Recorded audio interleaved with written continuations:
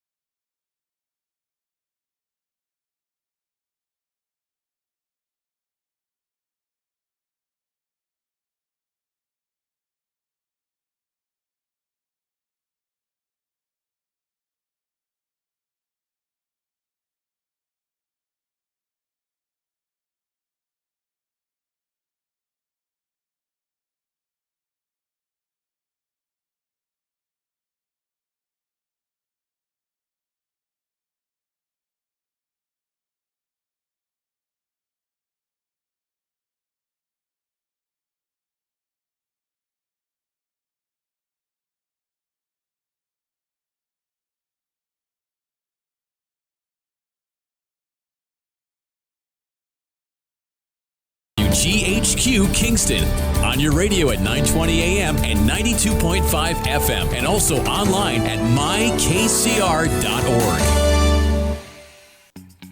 Hi, I'm Steve Thomas for Habitat for Humanity Restore. Habitat Restores are nonprofit home improvement stores and donation centers that sell new and gently used furniture, building materials, and appliances to the public at a fraction of the retail cost. The Ulster County Restore at 406 Route 28 in Kingston needs your donations. Call our hotline at 845-853-7499 to schedule your free pickup. And thanks. We all play a role in keeping our community safe. Every day, we move in and out of each other's busy lives. It's easy to take for granted all the little moments that make up our everyday. Some are good, others not so much. But that's life. It's when something doesn't seem quite right that it's time to pay attention. Because only you know what's not supposed to be in your everyday. So protect your everyday. If you see something suspicious, say something to local authorities. Hi, this is Jared Mans from the Spring Lake Fire Department, and I support Kingston Community Radio, and so should you.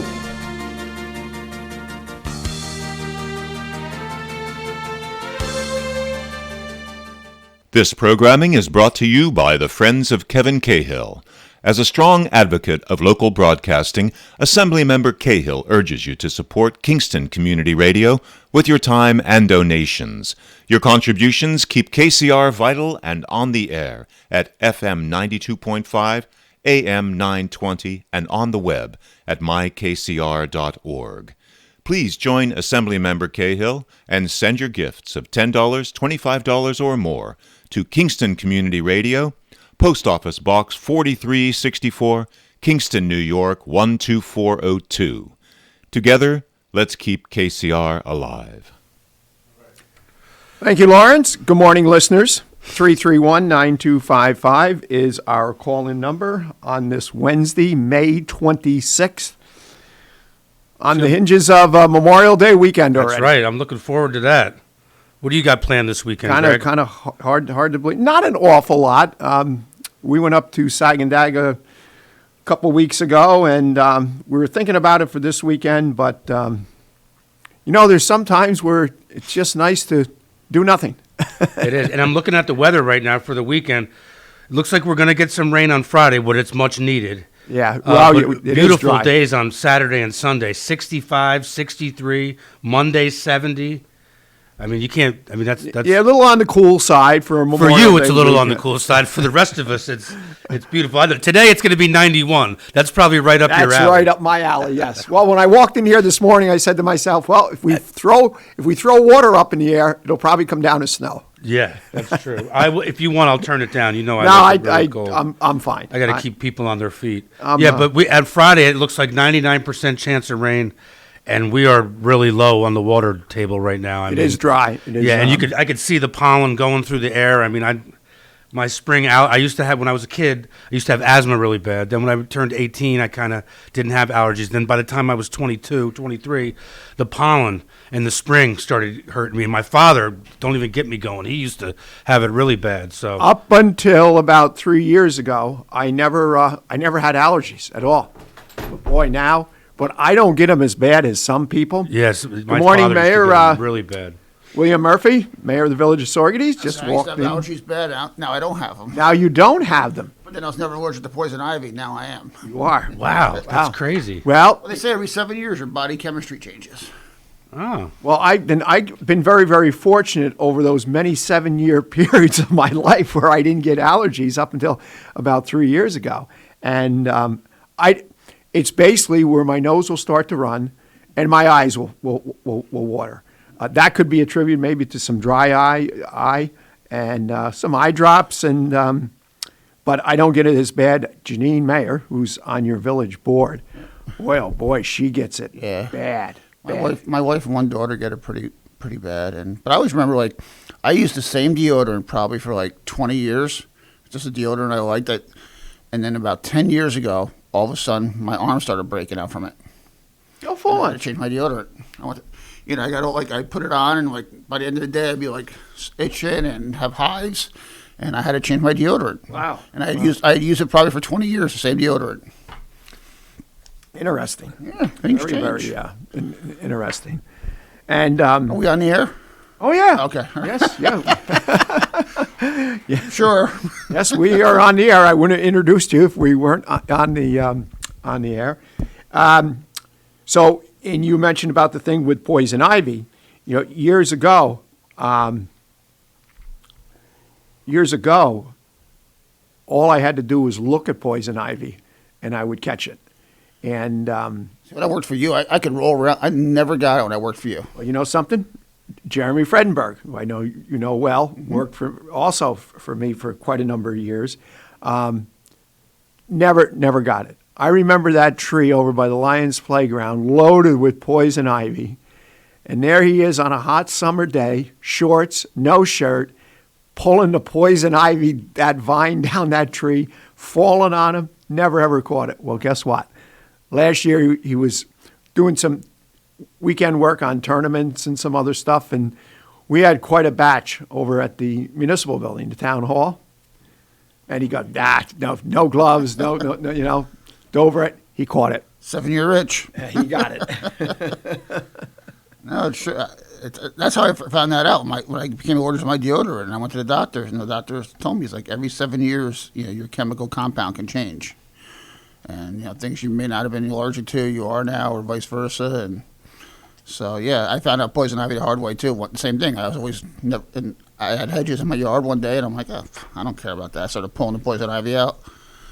I mean, I had it bad. I mean, all over, too, because I didn't think I was allergic to it, so I had it all over. Right. Same thing happened to him. So. Places he shouldn't have it, I had it. It was brutal. Well, a lot of good stuff going on. The butterflies are up in the village. I saw them yesterday. They look good. Yep. Some very colorful ones. And, yeah, we had... we got our food court open last weekend, which was nice. Thank you for your help on that. And every time I've gone by, there's at least one table's been occupied. Well, there's two people that sit at one table all day, every day, that are kind of driving me crazy. Oh, okay. And I had to call the police on them yesterday because they had a lover spat. Oh, jeez. So I actually had to have them removed Friday night because we had the senior class promenade Friday night. How did that go? About 80 kids turned out. Oh, that's not bad. So it was a decent 80 kids turned out for pictures, and you know they were walking through town dressed up. For the ones who attended, I think my wife and Miss Stein and Miss Jones and some of the people that were involved in it, Becky, they set up a scavenger hunt for them, and at the end of the scavenger hunt was I think a gift certificate for ice cream. They all went to different restaurants, had reservations. Then Hot Rocks gave away free sundaes to any kids that came over there that night. So a lot of them conjugated, eventually made their way to Hot Rocks for free sundaes, and went on to about 10 o'clock. So it was a nice turnout for the kids who showed up. Gave them a reason to get dressed up. And you could say I was downtown all night. We decorated the village with balloons and streamers, and we had the food court all decorated with tablecloths. And then of course when I pull in, those two people were sitting right in the middle of it. So I called the police and said, "Listen, let the kids have their night. Can you just ask them to move on?" Well, not only that, but if they're getting into lovers' disputes and they're getting into arguments, that might be an uncomfortable setting for a family with children. Well, that's going to drive them away. So, and I've talked to the chief because they tend to extra money from people, and you can't have that. And panhandling is not illegal according to Governor Cuomo. So we're figuring out a way. They just showed up here about a year ago. Listen, I'm not saying they're bad people, but exactly. That's my point. Families want to go there and eat at night, and they're sitting there in the middle of it. It's going to be counterproductive. Exactly. You can't. You just can't. You can't have that. No. But there was. I know one evening I went by. It might have been Thursday evening, maybe Saturday, and I don't know. And most of the tables were occupied. Yeah, no, it's getting good use, and Rodney from Village is partnering with me again. He's taking care of the tables at night, cleaning them, taking the umbrellas down. So the other businesses are helping out as well. Make sure we keep it clean, and at least obviously this year we're not as under strict guidelines under COVID where we got to wash them down every night that we should. But Right. We're going to keep it as clean as possible. I think. Some of the onus has to be put on individuals. People, exactly. There's nothing wrong. I mean, we've seen it at the ice rink, at the ice arena, where people will come in with their own wipes. And we saw it at a softball tournament last year where two of the teams came in. And the very first thing they did was wipe down the benches because, you can't expect all the time that somebody is just going to be cleaning and sanitizing them. Now, of course, we have much better information, scientific information, where last year at this time, there was, that, one of the highest percentage of contracting COVID was by touching contaminated surfaces, where about a month, 6 weeks ago, they released new, scientific data, scientific information, where the chances were 1 in, 10,000 or some crazy number like that, a very, very low percentage with it. And then, of course, when you're outdoors, that percentage just drops even especially during the even warmer further. weather and the UV rays, and there's a lot of factors. But yeah, well, I'm sure Clorox wipes are happy that went a year before it came out because they made a ton of money over the past year, and a lot of those disinfectants, because of that. But yeah, I saw a great sign. Thinking was it last 2 weekends ago? I was down in Washingtonville for a soccer game for my daughter, and at the soccer field they had signs up. Your mom and dad aren't here, so pick up after yourself. Those are great signs. Those are great signs. I figure you should get a few of them. Yeah. I've had a question come to me in regards to the park. I've had a couple people calling me.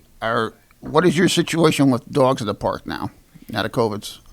We're not allowing them. Okay, it's been a tough go of it. I mean, we've sure gotten people back into transition. We've gotten complaints from Little League parents, from Little League board members, some others in the organizations. We relaxed the policy. I shouldn't say the policy. It's a law. It's a local law. It falls under Chapter 224 of the municipal laws of the town of Surrogate. So we relaxed it last year simply because there was no activity. Right. There was a lot of activity with walkers and people walking their dogs. We still did not allow them on the fields. Right. They needed to be leashed. That didn't happen all the time. If a dog was walking alongside an owner, we're not going to harass the owner.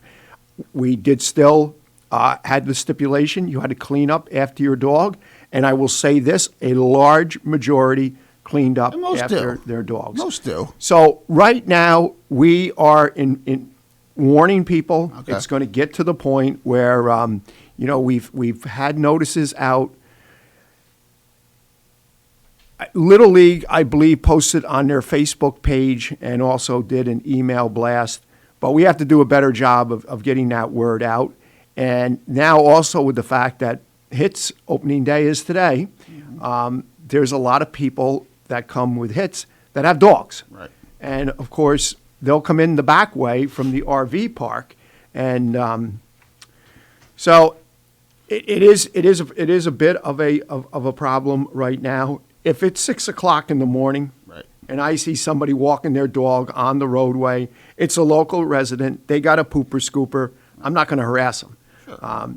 Are they breaking the law? Yes, because, again, it's not policy. It is part of a local law.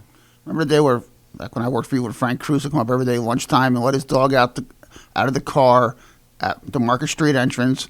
And he would drive because Frank was handicapped, and the dog would run all the way through down to our garage. And and every day lunchtime, that was his way. But the dog never veered; it stayed on the road, and Frank followed it in the car. And but yeah, last Wednesday it came up. I was at my wife's daughter's softball game, and there was a couple dogs there, and people came over to me and asked me, and I said, the policy was relaxed during COVID. Last I talked to Greg, it's back in effect, but. Security is having a tough time with people, and, we don't want to get to the point where the police have to start issuing summonses. Right. But you tell the same individual 2 or 3 times. Of course. They're being defiant. Plain Everybody should get one warning, since we're given more than one warning. And just be respectful. Here's the deal.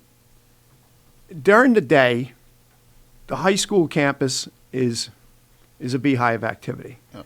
There's not a lot of activity over at the complex. As we get into the late afternoon, the evening, weekends, it's deserted. It's like desolate land over at the high school. Except for me walking.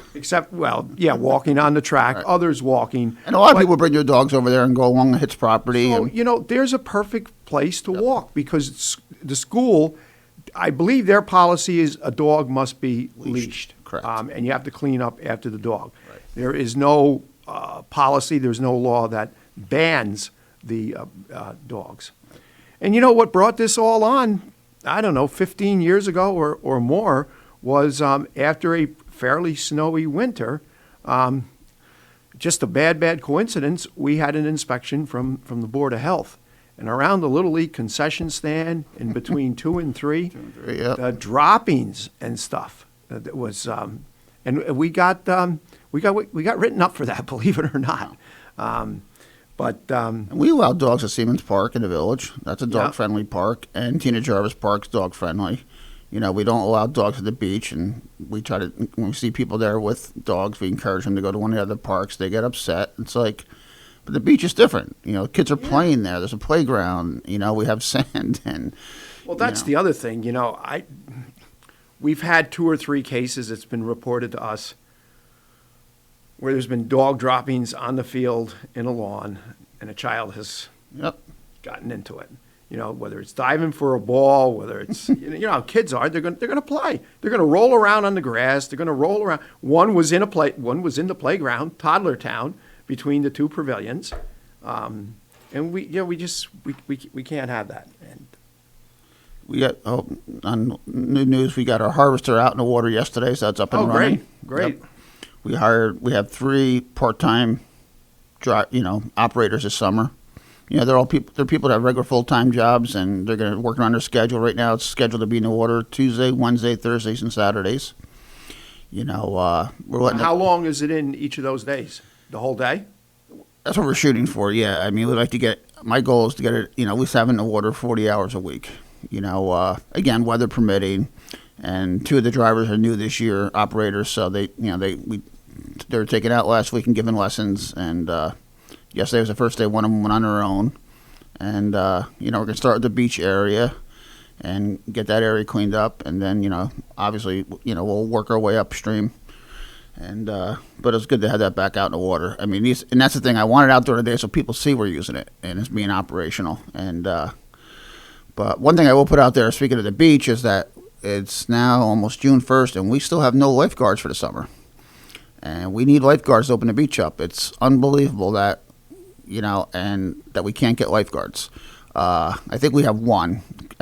2 of my stellar lifeguards who've been there for a number of years, the Van Roy twins, this year are, staying up in Albany and working. And, I hated to lose them, but they gave me 3 good years. And, hey, $15 an hour. And listen, I'm even putting out there that if the person goes to YMCA and gets certified and we hire them, we'll reimburse them for getting certified.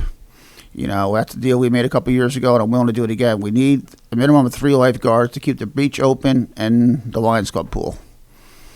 And unfortunately, and we're experiencing the same thing. I think in previous conversations I've had with you, this was the first year we did not get 1 single application for summer employment. Wow. For the department. Suzanne, I believe, for summer rec program, got 2 new ones. There were years where we would be up near 30. I remember one year, I think it was close to 40. But generally, most years were somewhere in the 10 to 15, 10 to 20 range. And I don't understand. I get it that, part-time adult jobs aren't coming back as fast, or people aren't being filled as fast because of unemployment. But these high school and college kids aren't collecting unemployment. That's what I can't understand. That's what, Suzanne and I had this conversation. It's a whole different beast as compared to adults that are on unemployment and don't want to seek work. Right. Or maybe in some cases, some can't. Correct. There's Yes. Kids at home, but no, I don't understand it. Every restaurant's looking for part-time help. I know of one restaurant, that's closing 3:00 certain days because they can't get part-time help at night. Isn't that a shame? Isn't that a shame? You survived COVID and now you're being hit with this? I don't get it.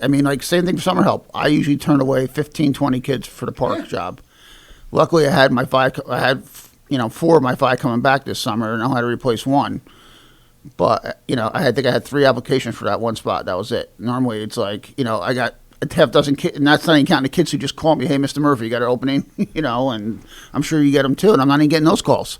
I mean, every summer I probably place 15, 20 kids in summer jobs, not with me or you, somewhere in the community. I think I've had 1 or 2 kids contact me for a summer job this summer. It's not, and then like you said, it's not like these kids are collecting unemployment. I mean, I would assume they're getting jobs, No, what I did is back in March, we just saw a real potential problem because the ice arena was staying open until this past Sunday was the last day of the ice arena. Yeah. So, normally we're closing in early to mid-April, and the seasonal staff, we're able to pull them out of there and reassign them onto the fields. Well, that didn't happen. And, we saw a real potential problem coming. I reached out to Dom Zarella, and he sent me four names. 2 of them we've hired. The other one is just so busy with his school, playing lacrosse, etc. It's been difficult for him to find availability, and I'm still hoping that does come through. So the 2 that I hired, both have turned out to be phenomenal individuals. We normally don't like to hire a 16-year-old. These are 2 16-year-olds that have a maturity level of an 18 or a 19-year-old. Good. I'm very, very happy with both of them. We threw out, normally we host the turf students for a field day from Cobleskill and Delhi every year. And then that's usually my pitch that.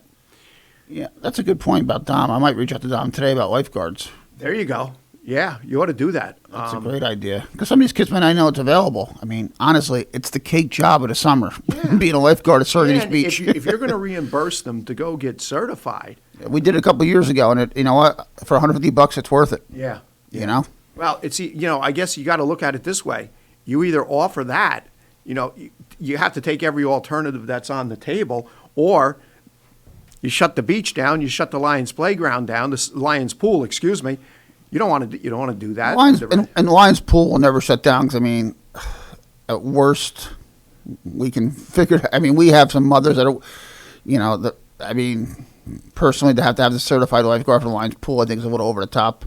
I think a certified daycare person being there, which we have some certified daycare workers who are willing to do it, but the health department requires to be a lifeguard. It's a, 18-inch pool? Yeah, I was just going to say, so there isn't different requirements and stipulations, whether the depth is 18 inches or 18 feet, so I hope 118. I hope the health department's not listening, but, if we have to, it can't shut down the Lions Club. You can't. Too many, that pool, it's amazing how much use that pool gets, especially for toddlers. And, if I have to go sit there, I'll go sit there. I don't care. It's going to stay open. You want to reach out to Don. I am. That's a good angle. I didn't even think about that. And the thing is, normally we want our lifeguards, I think we normally want them to be 18, but I think I'm willing to do 16. And I've already talked to a couple of kids, said, listen, go get certified. Let me know. And I haven't heard back from them. One kid who did come to me for a summer job, I said, listen, you want a summer job? Here's the link. Go to the YMCA, get certified, come back. You're guaranteed a job. Have not heard from him since. But yeah, especially with all the work we're trying to do down the beach, and I think I told you, maybe you'll know this, and maybe a listener will know, and it could help me out here. I'm dedicating the beach to June Jasanowski and Ann Bogert. Nice. This summer. Nice gesture. It's been a request that a few people have come up to me over the years. I wanted to do it last summer, and then obviously with COVID, I didn't get around to doing it. But I did have a resident contact me and said, Murph, we believe that beach was already dedicated to Joe Bosco. And I said, I don't have any knowledge of that. I said, I said, there's no sign down there that indicates that. And they came, and now Joe Bosco Jr., right? Or Joe, the hairdresser. Yeah, the hairstyle. Yes. And we know Joe was huge in the Lions Club and all that, obviously. And I said, I'm not aware of it. I said, but if it's true, I have no problem dedicating to Ann and June and rededicating it to Joe. Not a big deal. No. I'm not going to take, I knew Joe very well. I certainly wouldn't take that away from him. We can't find any record of it. I do have his daughter Dana's number, and I'm going to give her a call to see if she knows. Supposedly it was done back in the 80s. I guess there was a time where the beach was threatening not opening because the village didn't have funding, and Joe provided the funding for it, and that's why it was dedicated. So if anybody out there listening has knowledge of that, I'd love to. I don't recall any of that. Because I certainly don't want it. And I'm thinking maybe it was the Lions Club pool because Joe was so big in the Lions Club. Well, you know what? As you're talking, that's what I'm thinking. And there's a bunch of signs up there. I meant to, the other day when we were up there, I meant to look at the signs, see if there's, and because I'm thinking, yeah, Joe was the Lions Club, you know, and I'm thinking maybe it was the Lions Club pool. You know, you're 100% right, because when the Lions Club was not the strong, vibrant organization they are today, it was basically Joe Bosco. And that's the thing, the pool is funded, like the pool is pretty much funded by the Lions Club, where the beach is funded by the village taxpayers, you know. You know, the Lions Club does all the work there, the pavilion, you know, fixing the pool. Right, you know, so, and if the case it is the Lions Club pool and there's not a sign up there, we should definitely get a new sign up there, you know, acknowledging Joe. I mean, Joe was a great person in our community, obviously, who, you know, died way too young, you know, so I'd certainly, you know, so I'm certainly not going to in no way not recognize Joe if that's the case, right, you know, right. But, you know, June and Ann, I mean, I think everybody in my generation, your generation, probably took swimming lessons from those guys back in the day. I mean, I did for one day and I embarrassed my father, and he pulled me out of the water and said he's never bringing me to the beach again because I cried like a little baby when he took me down there for lessons. And I was 11. I still remember that. I swear to God, I remember the day. He took me down there, had June take me out in the water. June brought me out to the dock, told me to jump off the dock and swim to the other dock. And I made it about 5 feet, started panicking. She grabbed me, pulled me back on the dock. My father swam out to the dock, took me off the dock, said, if we're going home, you embarrass me. We'll never bring you back here again. And next year I got a pool. So my plan worked. I wanted the pool anyways. There you go. And for my father, I was an embarrassment because he grew up on the creek. You know, he grew up the house next door to the sushi place, the Japanese restaurant. The old okay. Yeah. That was one of their houses when they grew up. They had 15 kids, so they moved around a lot. You know, but my father probably bathed in the creek in the morning before he went to high school. You know, that's what they did back then. Yeah. He swam to the point all the time. They had, you know, he told me stories down. He literally grew up on the creek, which is probably part of the reason he loved fishing so much. You know. Right. Yeah. But yeah, for his son not to be a swimmer, he was totally embarrassed. He was. I'll never forget that day. I remember I was at Cantine playing home run derby with Steven and the guys. And my father came over and got me and said, "We're going to the beach for swimming lessons." And I'm like, I don't want to go. It's one of those things. One of those days you never forget. And I still remember the day. You know, they'd take me down there in the Rambler.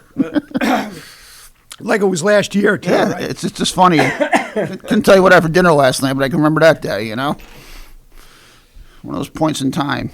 Well, we got a great lineup. Excuse me. Trying to drink coffee and talk at the same time. So we got a great lineup here this morning. We got March Gallagher, who's going to be joining us at 7:35. And then Assemblyman Kevin Cahill will be all right, we get breakfast. And March may be coming into the studio. I'm not 100% sure if she'll be joining us virtually or if she'll be coming into the studio, but time shall tell.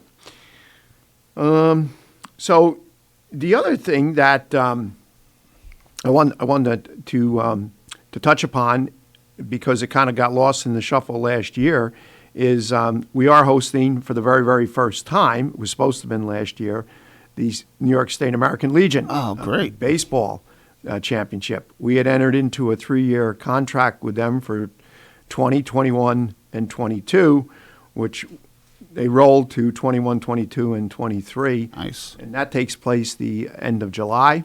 I did mention HITS. Their opening series is today. Their opening day is today up on the HITS Showgrounds on Washington Avenue Extension.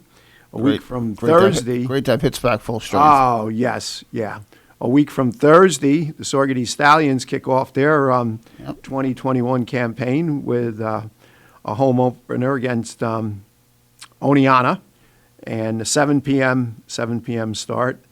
And a lot of buzz about them. I think people want to get out, and we're going to see some real nice crowds. Don't forget, next Wednesday night, opening night of Surrogate Youth Summer Basketball League under the lights. Yes, that is right. It's something new. Pretty exciting. It's going to be happening.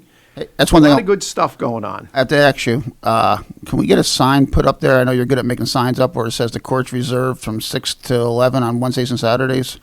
Yeah, I don't know if I can have that produced by next week, but we could always do a makeshift sign, and when the other one gets there. Right. I'm thinking just a makeshift one that you. No, this is the other thing. You talk about like the ones you put up for COVID. You talk about every time you turn around. Okay, you hear about where something is hard to get, or there's a delay with fabricating or manufacturing. Sign dealers. It's the same thing. Which is good. I mean, it's great to see all these businesses thriving, but the dugout that unfortunately got driven into, I still have not. I've reached out to 2 different contractors and still haven't got an estimate because they don't have time to give an estimate. It's just it's unbelievable. Which is good for them. It is. It's good for them, and but on the other side of the coin, I talk to some of them that are going 7 days a week, week after week after week, and of course you got to be careful there with burnout. So we are at the bottom of the hour, and we'll be back in a few, listeners.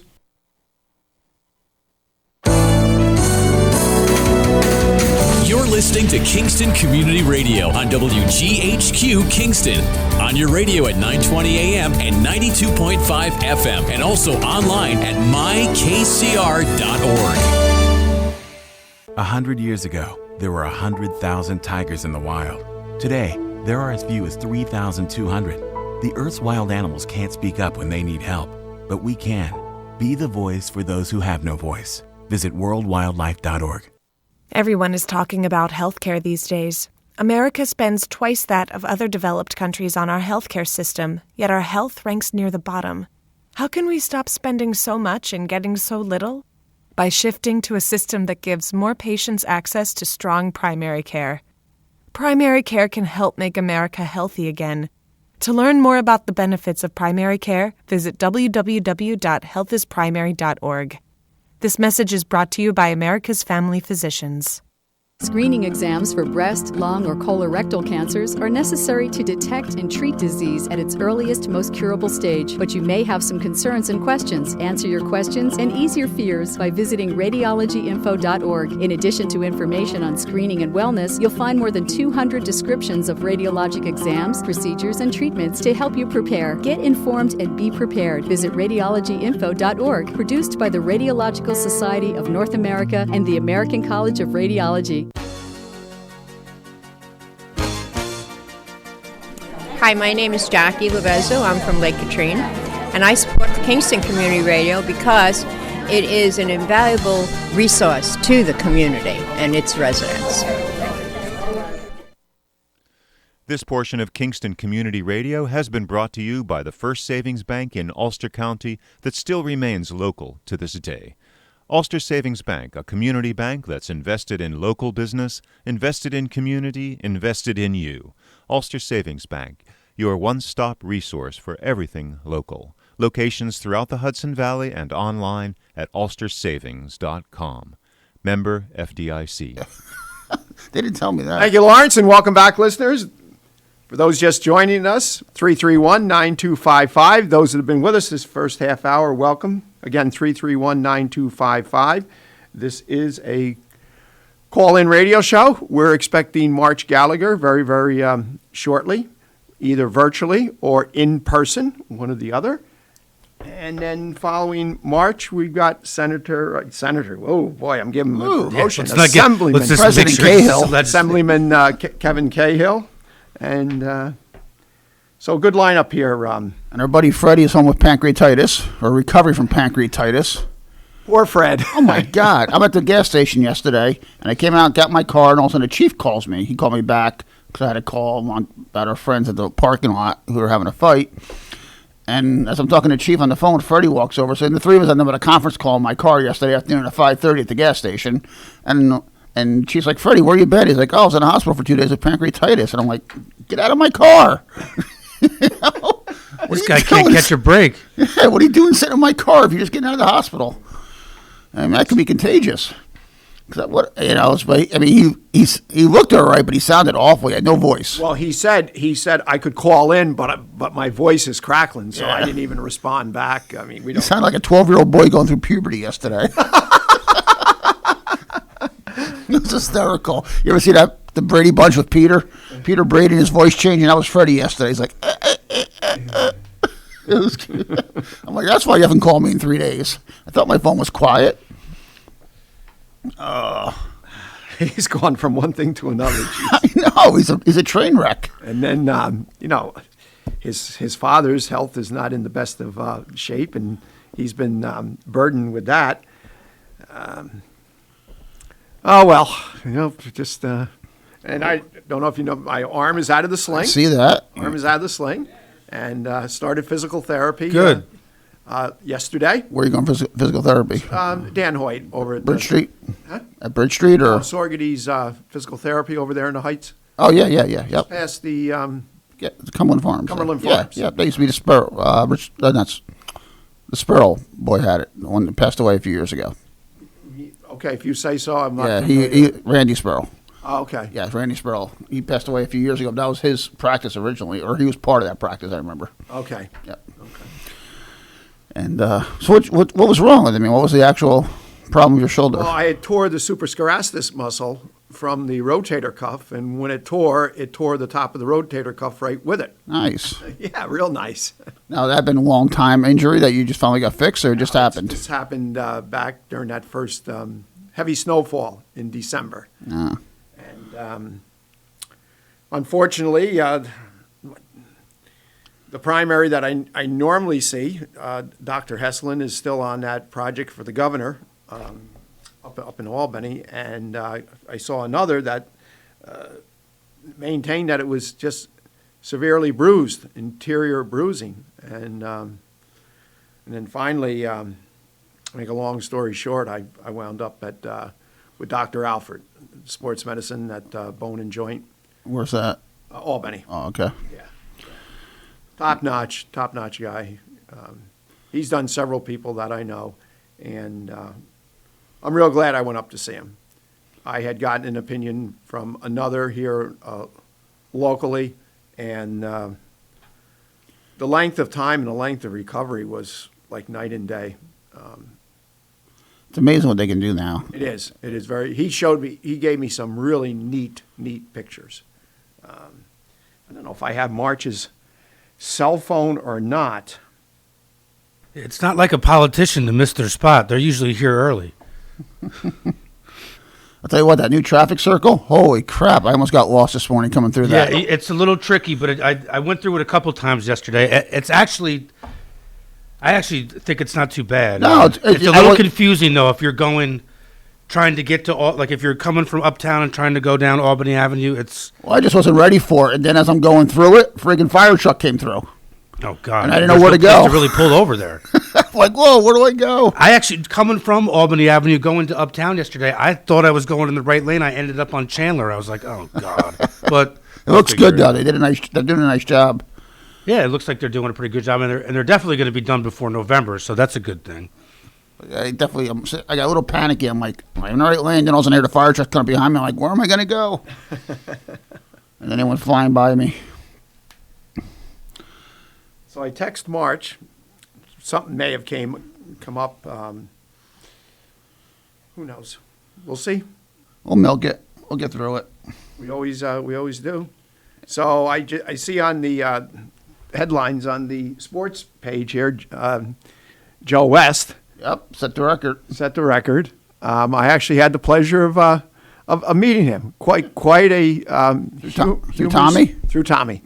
Yeah. When Tommy first started umpiring, Freddie Freer and a bunch of us, we used to go down quite a bit, and we would hang out at the old Shea Stadium after the game when he came in. He primarily did National League games, and he came up umpiring about the time the Mets were on a fairly good run. When their Mets were good? 85, 86, that time frame of Doc Gooden and Darryl Strawberry, et cetera. So we would hang out till they took their showers and changed, and normally one or two other umpires would come on out with him. And I remember one evening we went actually over into Manhattan, and okay. Good morning, caller. You're on the air with Kingston Community Radio.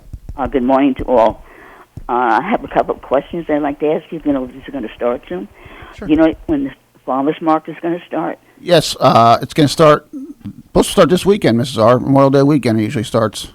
Okay. That's what I had heard. I didn't get my. I want to know about the community band. Will they be allowed to have that again? Community band is playing at the American Legion Memorial Day ceremony what time is that gonna be? Sunday, May 30th, Yep. which is the true Memorial Day, not the.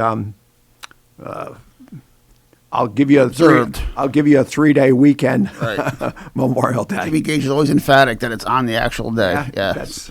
And it should, you know what? I think it should be. I think a veterans organization should do it on the actual day. So the Saugerties Community Band will be playing. And I think they are planning on doing their regular shows at the Kierstead House as well.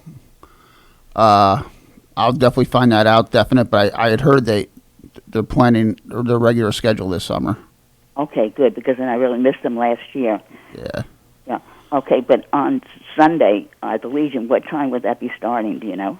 6 o'clock. 6 o'clock. Oh no, 5 o'clock. Right? No, 6 o'clock. 6 o'clock. 6 o'clock. Okay. 6 o'clock. Now- Yes. Yeah. Okay. Before you were talking about dogs, you know, at the farmers market, you have a lot of people coming there with dogs, and I don't see why they should be allowed in there. And they're all different sizes, and you've got a lot of little children in there. Yeah, but that's something, the farmers market has their own insurance and their own policy through the school, so that's not something that the village or town, that's school property that the farmers market leases from the school, so we don't have any jurisdiction. I think the reason they do it, I think most farmers markets are pet friendly. I think that's kind of the idea of a farmers market, it's outdoor, cultural, I don't know, I assume they allow them in there, and that's part of their policy. So, so you probably need to talk to, like a Jude Spector or Barry Benepe, the people that run the farmers market, to find out, more about that, Mrs. R. Yeah, because, I mean, you're selling a lot of food there. You don't want a lot. Yeah. I love dogs. I do too, I but have nothing against dogs. I used to have dogs myself when I had my own home. But I really feel they don't belong. And like I said, some of these are big, and you got little children there, and they're just at the height. No, I hear you. If something happens, it would be horrible. No, I understand. I had, up until 15 years ago, I had a dog all my life since I was a small child. Okay, I would never think to bring my dog to a farmer's market. I'd leave the dog home. Yeah, definitely.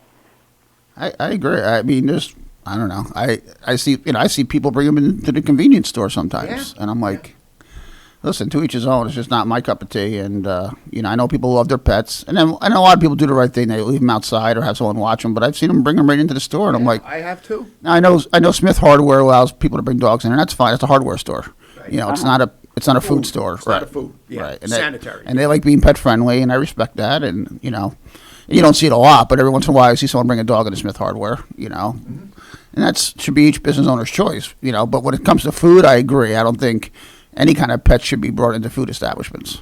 Yeah, definitely. Because it just, you don't know, you have the dander and you got, the fire and all this stuff, So, like I said, I love dogs because I've had them, but I just feel there's certain places they don't belong, So, so let me ask you, are you feeling a little bit better about having the 4th of July parade now than you were a month ago when we were talking? You feel a little more relaxed about it? Just wait a sec. I got to grab my other phone. This one is not working that great. Okay, let's say it again. I was asking you, do you feel a little better about having the 4th of July parade? Remember we discussed it last month, and you were a little concerned about it? Okay, are you talking about the parade? 4th of July? Yeah, the 4th of July parade. Okay, I believe isn't that supposed to be on Sunday? It's going to be Sunday at 1 o'clock. Yeah, we're moving it out a little later in the day because it's Sunday and it's a church day. So we want to give people time to relax and not have to rush around in the morning. So the parade right now is, I don't see any indication now that we would reverse decision because things are moving forward. Everything is opening up. Many places going 100%. We need it. We need it. In fact, now just this morning there was, I don't think it was New York State. I think it was either Jersey or Connecticut, where they're looking at possibly, provided all faculty are vaccinated and the students are all vaccinated, not requiring masks when the kids return to school in September. Yeah, New York State. Oh, is it New York State? Or was it Murphy in Jersey? You're right. Might have been Murphy, Governor Murphy. Might have been Murphy in Jersey. I don't know if it was New York State. Cousin Murphy. But, Must have been him. But yeah, I mean, Cousin Murphy. And I believe, I believe you know that Isabel Zell had died, and but they're still going to have their 4th of July thing going on over at the house on Market Street. I can hear.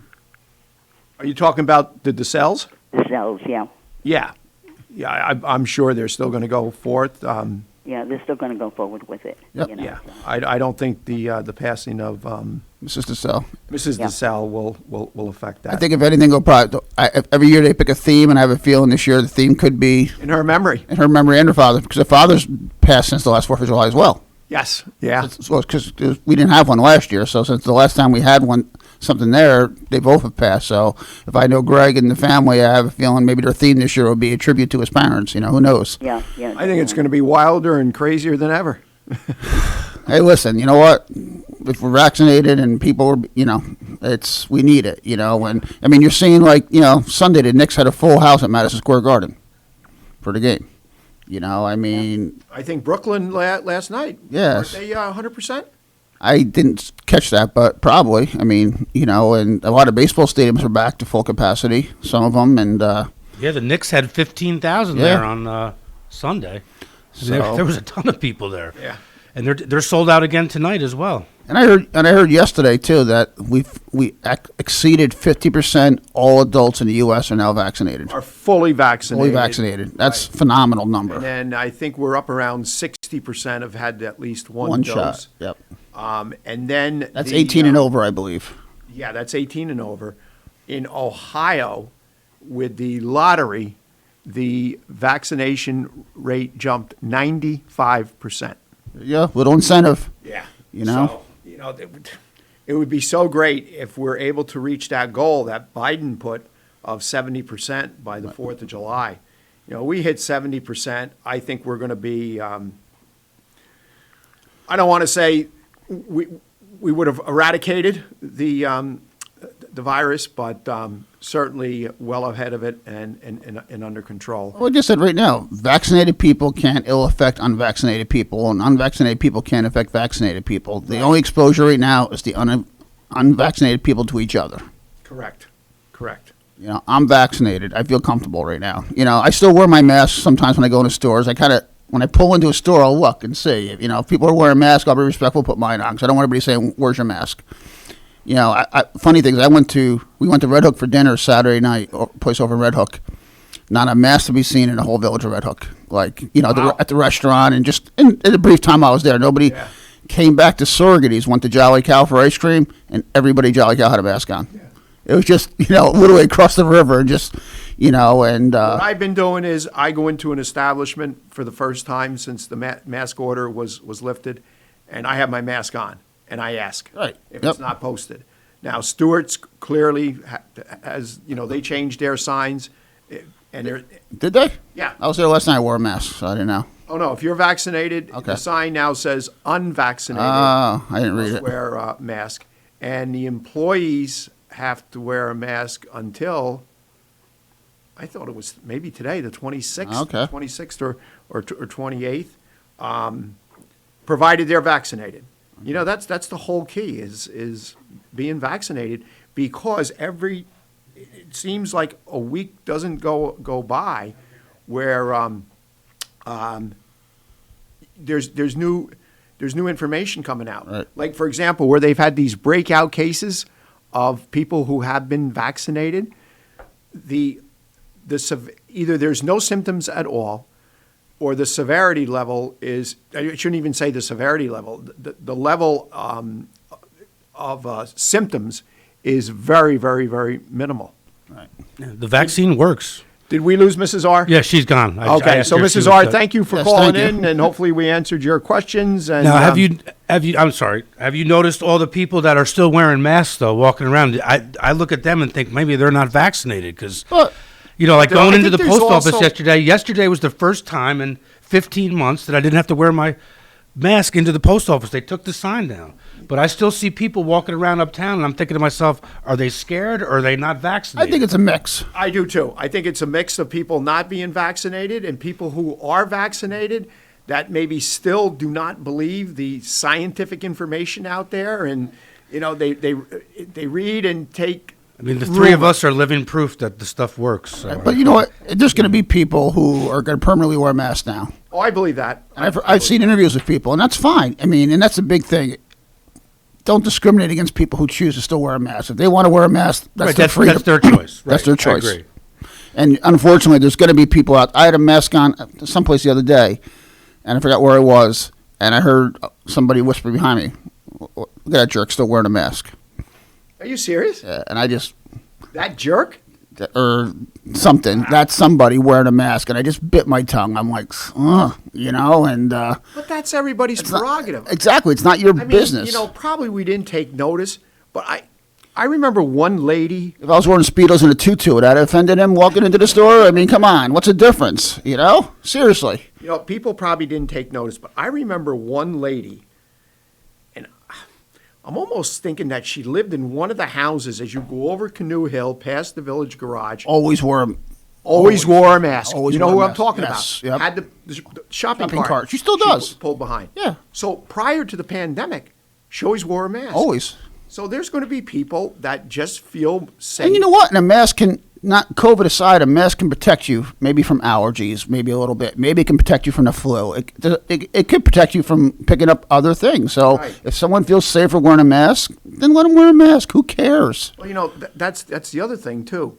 And especially as I'm going to keep wearing it because I'm so ugly. I don't want people to realize it, I'm tired of wearing it. I'm glad. No, I'm only I kidding. got a vaccine, and I mean, we still got to wear them into some places, Hannaford, but now Price Chopper, you don't. You don't have to. Maybe I'll start shopping there. Big Watch, you don't, because I was in there the other night. Walmart, you don't. Okay. What else did I see? Another big chain. Hannaford's definitely still wearing them, and they still have the plexiglass up too. Well, I think the plexiglass should stay up. Yeah, there's nothing wrong with it. We invested thousands of dollars in. I mean, and we didn't go with a plexiglass. Okay, I just felt it was very cheesy for an office building. Right. So we didn't do the Volkswagen. But we certainly didn't do the Mercedes. Right. But we went probably 3/4 the way towards the Mercedes, so to speak, and putting it into a scale. Okay, and those are going to stay. They're within their own framework. What are you going to do with them? The frames are attached because let's face it, not that I even want to be thinking about this because I love the summer and I'm a summertime person. I hate the winter. Is that as we start to move towards November, towards December, when traditionally flu season kicks in. Why not? Okay, so there's going to be others, and somebody's standing there. The employee doesn't have a mask. The customer does not have a mask, and they sneeze. Yeah. And they sneeze, and they don't turn their head away. Yep. Well, those droplets, those particles are going to hit that glass. Yep. And I think the glass should stay. I mean, they're there. Well, first of all, what are you going to do with them now? Right. Exactly. They're offering an extra line of protection to workers. Yes. So what's the harm in keeping them there? Yeah, and there is no. It's the same way with the UV lighting that we purchased. I mentioned that the ice arena closed this past Sunday. Latest it stayed open, and I mean there were days that it opened at 6 a.m. and didn't close till 11 o'clock, 11:30 at night. So it was basically all day, and we still utilized the UV lighting. Still did the cleaning protocols. Maybe not as aggressive as what it was a year ago, simply because of the scientific-based information that was released that I mentioned earlier a month or 6 weeks ago. But those are in place, and we're still going to utilize them. And when it opens again in the fall, same way in our lunchroom, same way in the garage. Do we run them as frequently as we did in the past? No, but they're there, and it's a simple click of the remote. It's pre-timed, and then you walk out of the room because obviously you cannot be can't get a tan in the room with the with the UV lighting. I've heard the same thing with the subway system. They're going to keep up the cleaning schedule, not as aggressive as it was during COVID, but that's obviously, let's face it, the subways were probably a cesspool, Yeah.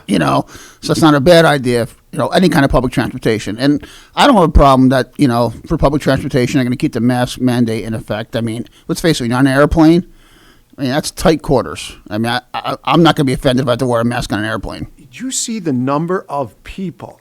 And boy, I forget what the number was. I was just taken back by it. It was on nightly news last night of unruly passengers. Mm-hmm. The one Southwest stewardess had 2 teeth knocked out. Yeah. I fly Southwest. They're so nice and kind. Well, you're on the right flight. It wasn't coming from Florida, was it? I don't know where it was coming from. I don't know God, where it was that's coming terrible. from. But all of them had to do with masks.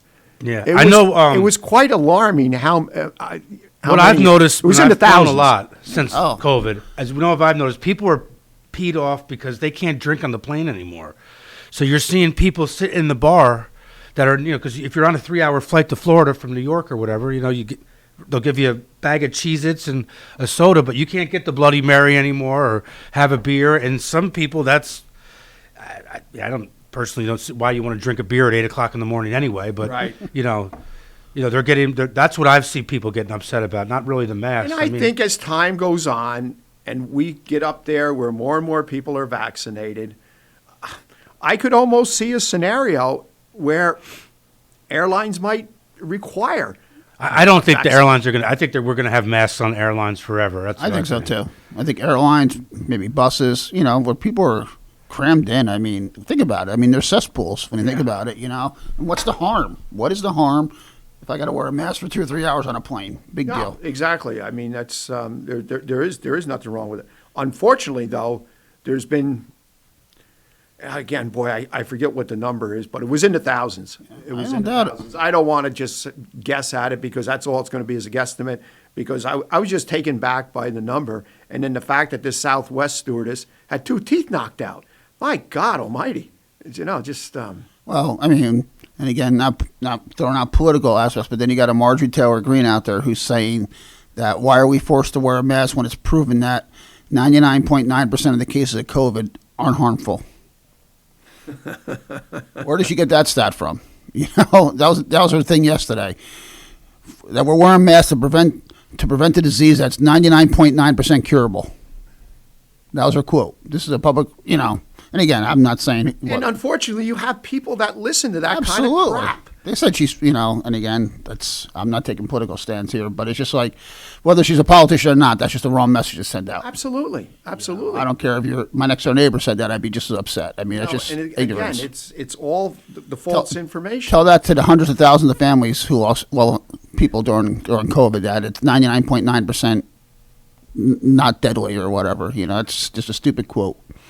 I mean, probably if you did the percentage of people that died from COVID, it probably is 1%. But that's not 1% is still too many. It is. Yeah, absolutely. That's the point. Come on, 300,000 was it? Well, let's take that a step further.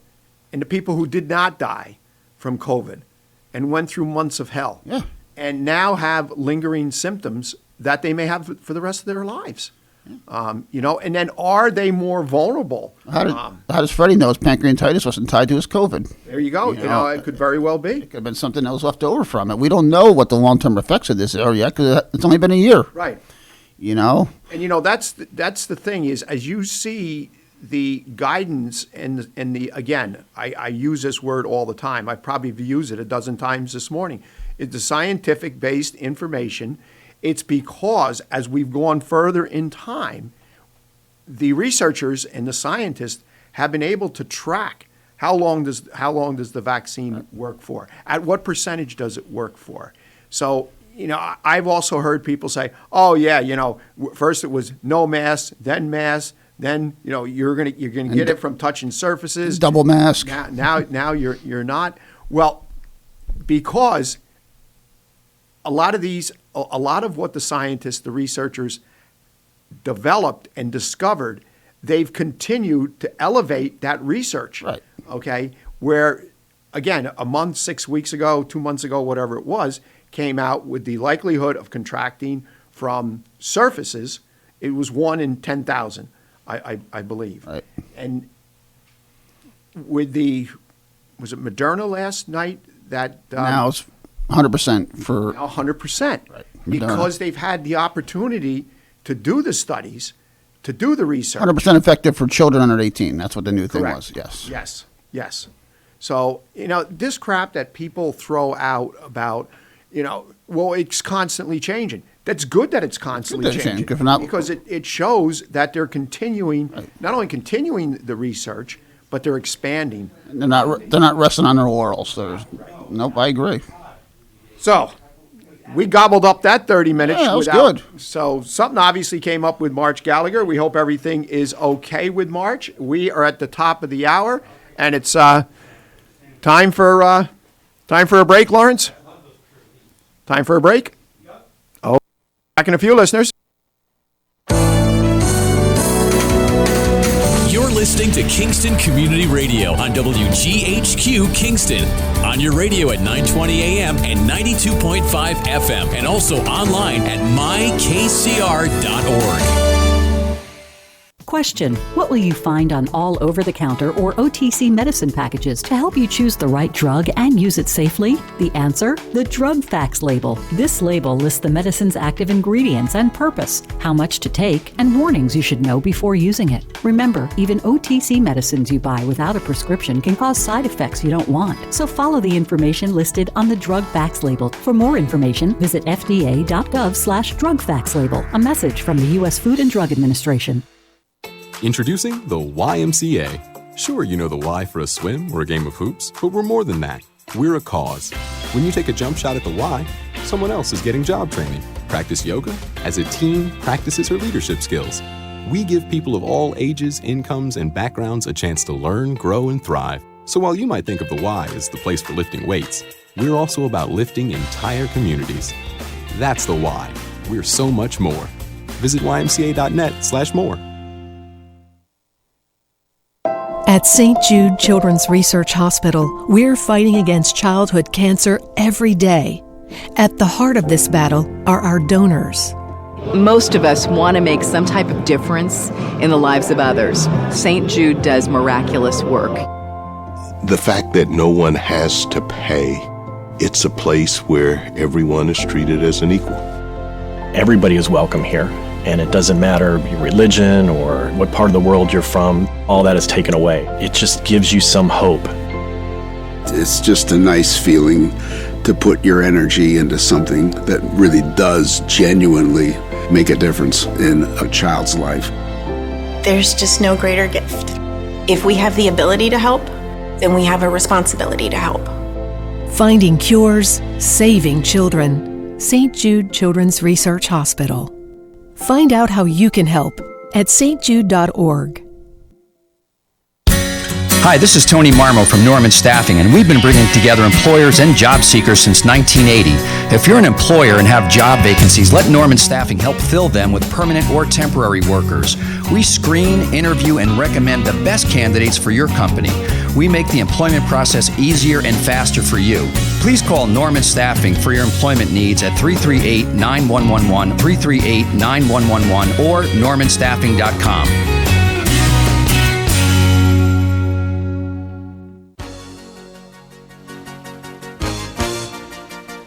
Hi, this is Winnie from the Rosendale Seniors, and I support Kingston Community Radio, and so should you.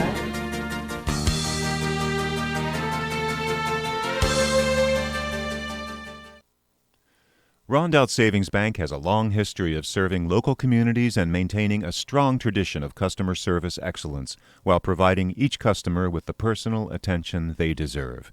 Rondout Savings' approach to community banking puts you and the growth of your business in the front of everything they do.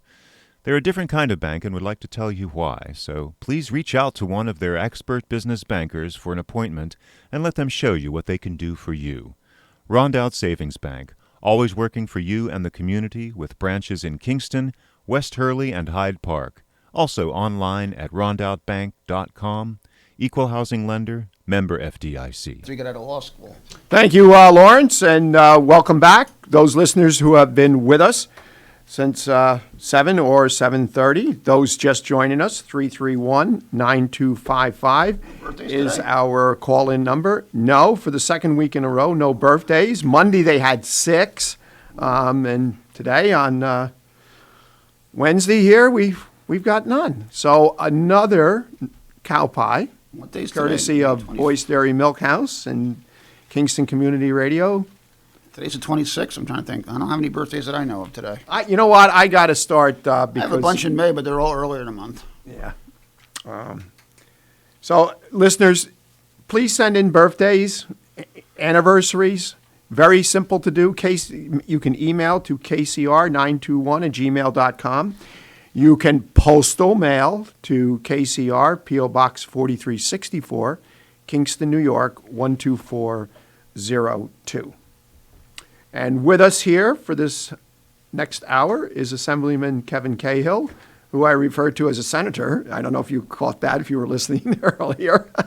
I did hear that. You did hear that. And So- my apologies to Mike Martucci, Senator Overacker, I think his name is, Sereno, and of course Hinchy, for having you elevate me to one of their positions. Those are the 4 senators in my assembly district. Is there a 5th?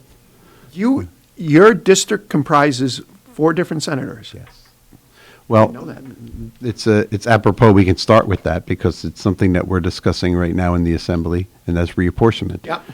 Through reapportionment 10 years ago, the New York State Senate majority, then at the time Republican, had to figure out a way to hold on to their majority. And there was this growing populist, progressive body of voters here in Ulster County that seemed to push to corner, with 1 or 2 little exceptions. And they needed to make sure they broke that up.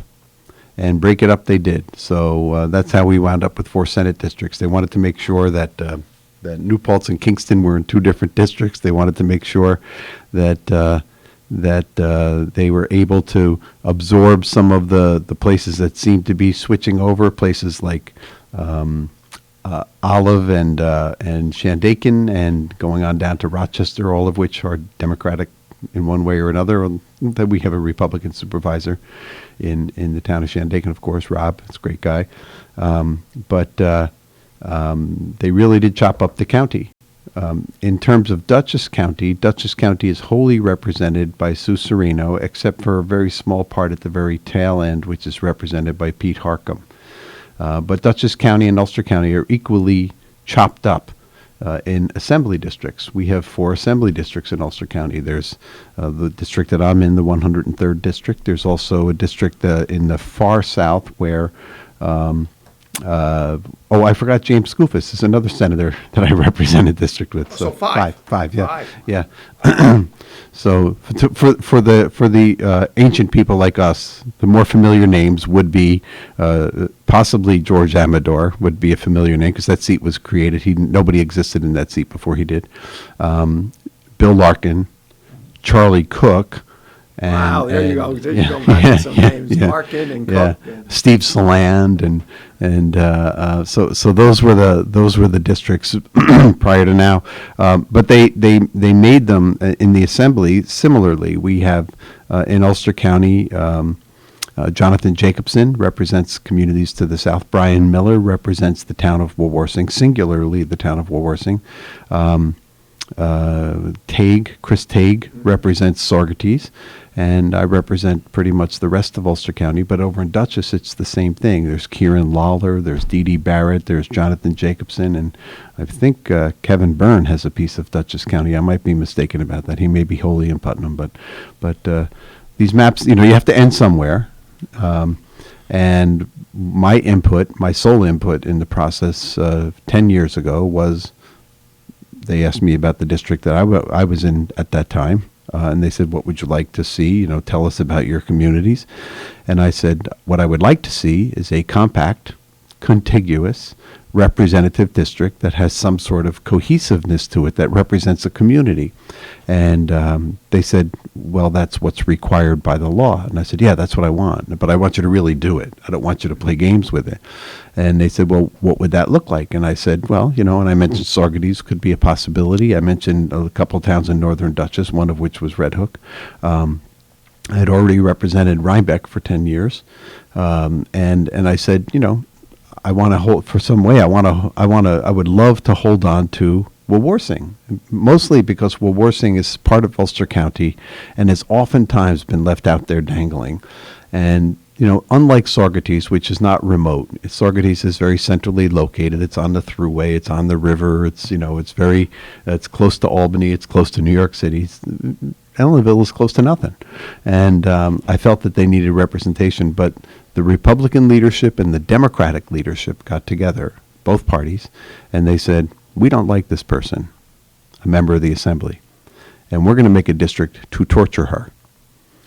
And they did. They created the district that was 140 miles long and one town wide. And one of those towns is Wawarsing. So consequently, when it came time for a vote, they said, well, you got the district you wanted, didn't you? I said, well, I didn't actually get to keep Wawarsing, which I wanted to keep. Well, they said, well, you can only have 135,000. We're not going to give you 145,000 people. And I said, that's fine. I said, but you still could have done. So that's what the max is? 135,000? Well, I'll come back to that. Okay. So when it came time to vote, I voted against the reapportionment because I thought that there was too much gerrymandering going on. The fact that Ulster County and Dutchess County were chopped into multiple Assembly and Senate districts, the fact that they made a district where the consideration was not the representation of the people, but the animosity toward a specific individual, who, by the way, is Congresswoman Claudia Tinney today. So it kind of backfired on them. Yes, 135,000 people in an Assembly district, according to the last census. It might be slightly different right now, and that's plus or minus. You get into a place like New York City, and you don't want to split a building.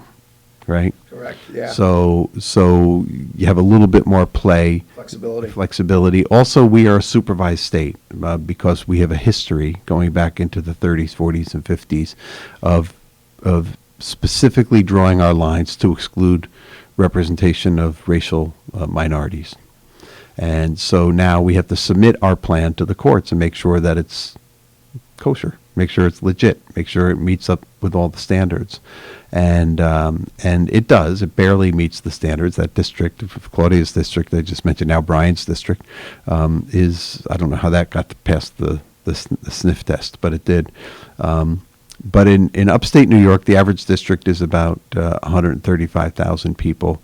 But I say that, and up until the 2010 census, that also included the state prisons.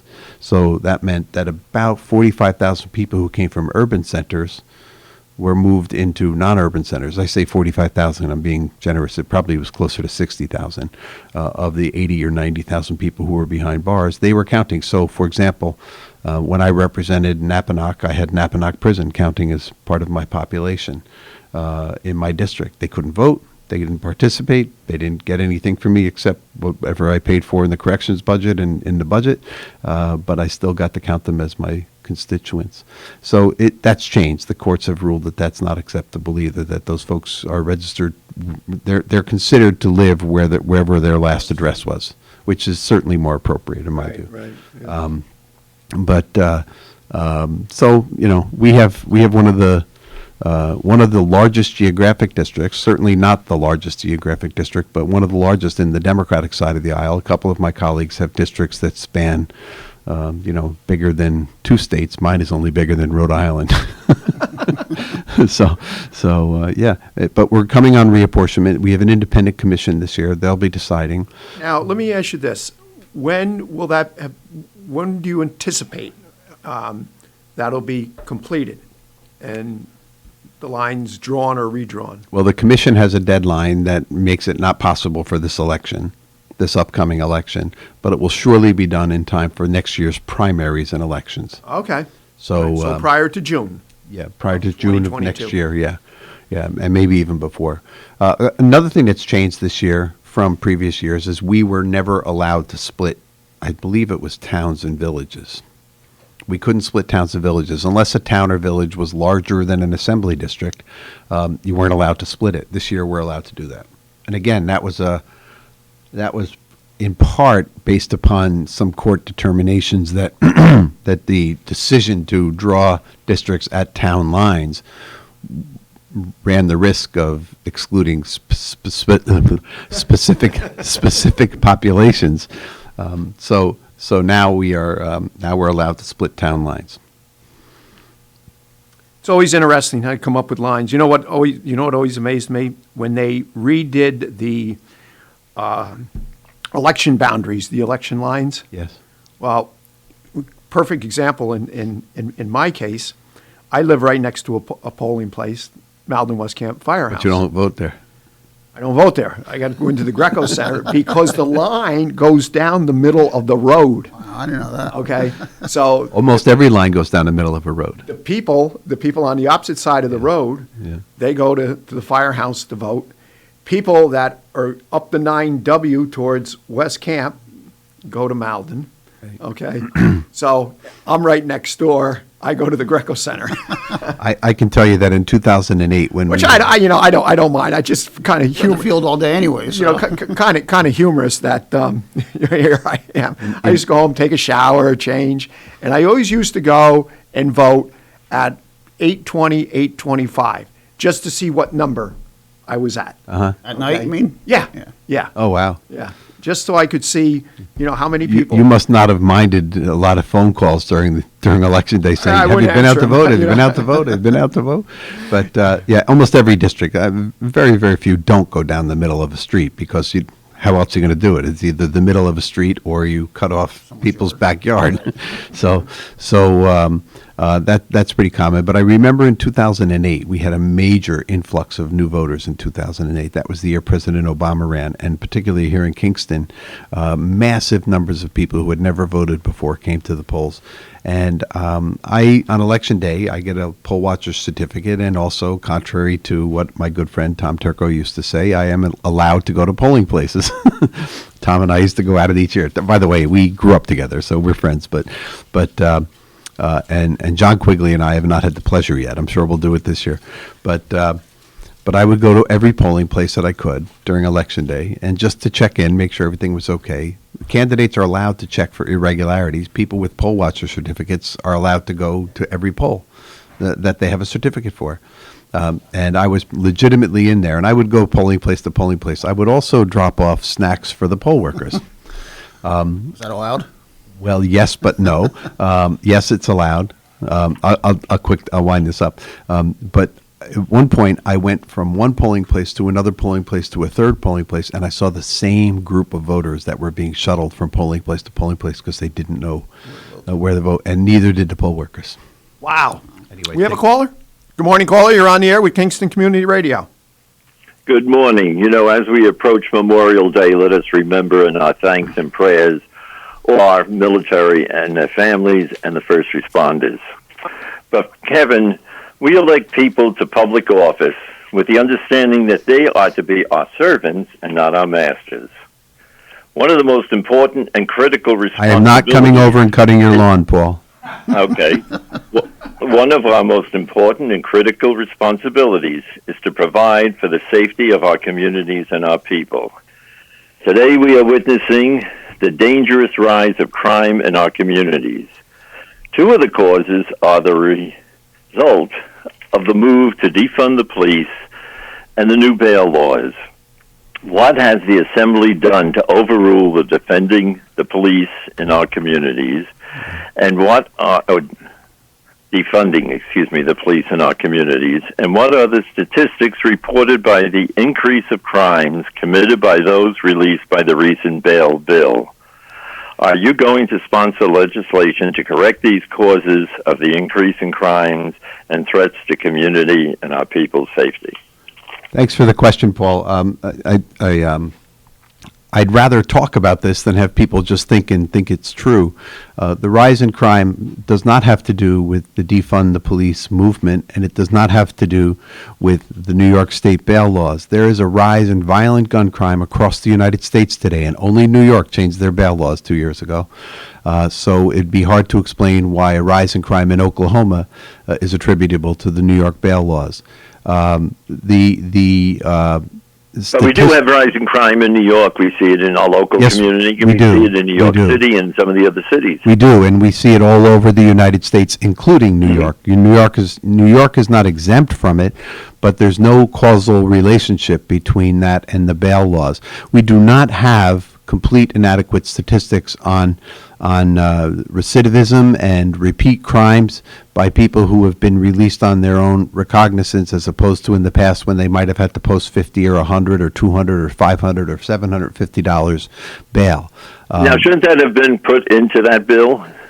What's to that? have those statistics readily available? Well, they will be. I mean, it's just there hasn't been enough time to gather them. We don't gather them in real time because there is no real time. And we had another circumstance almost simultaneous with the bail law, and that was COVID-19. And our court systems largely shut down. Not criminally, that we still did arraignments, but we didn't do as many. We didn't do trials. We didn't do a lot of things that were backed up.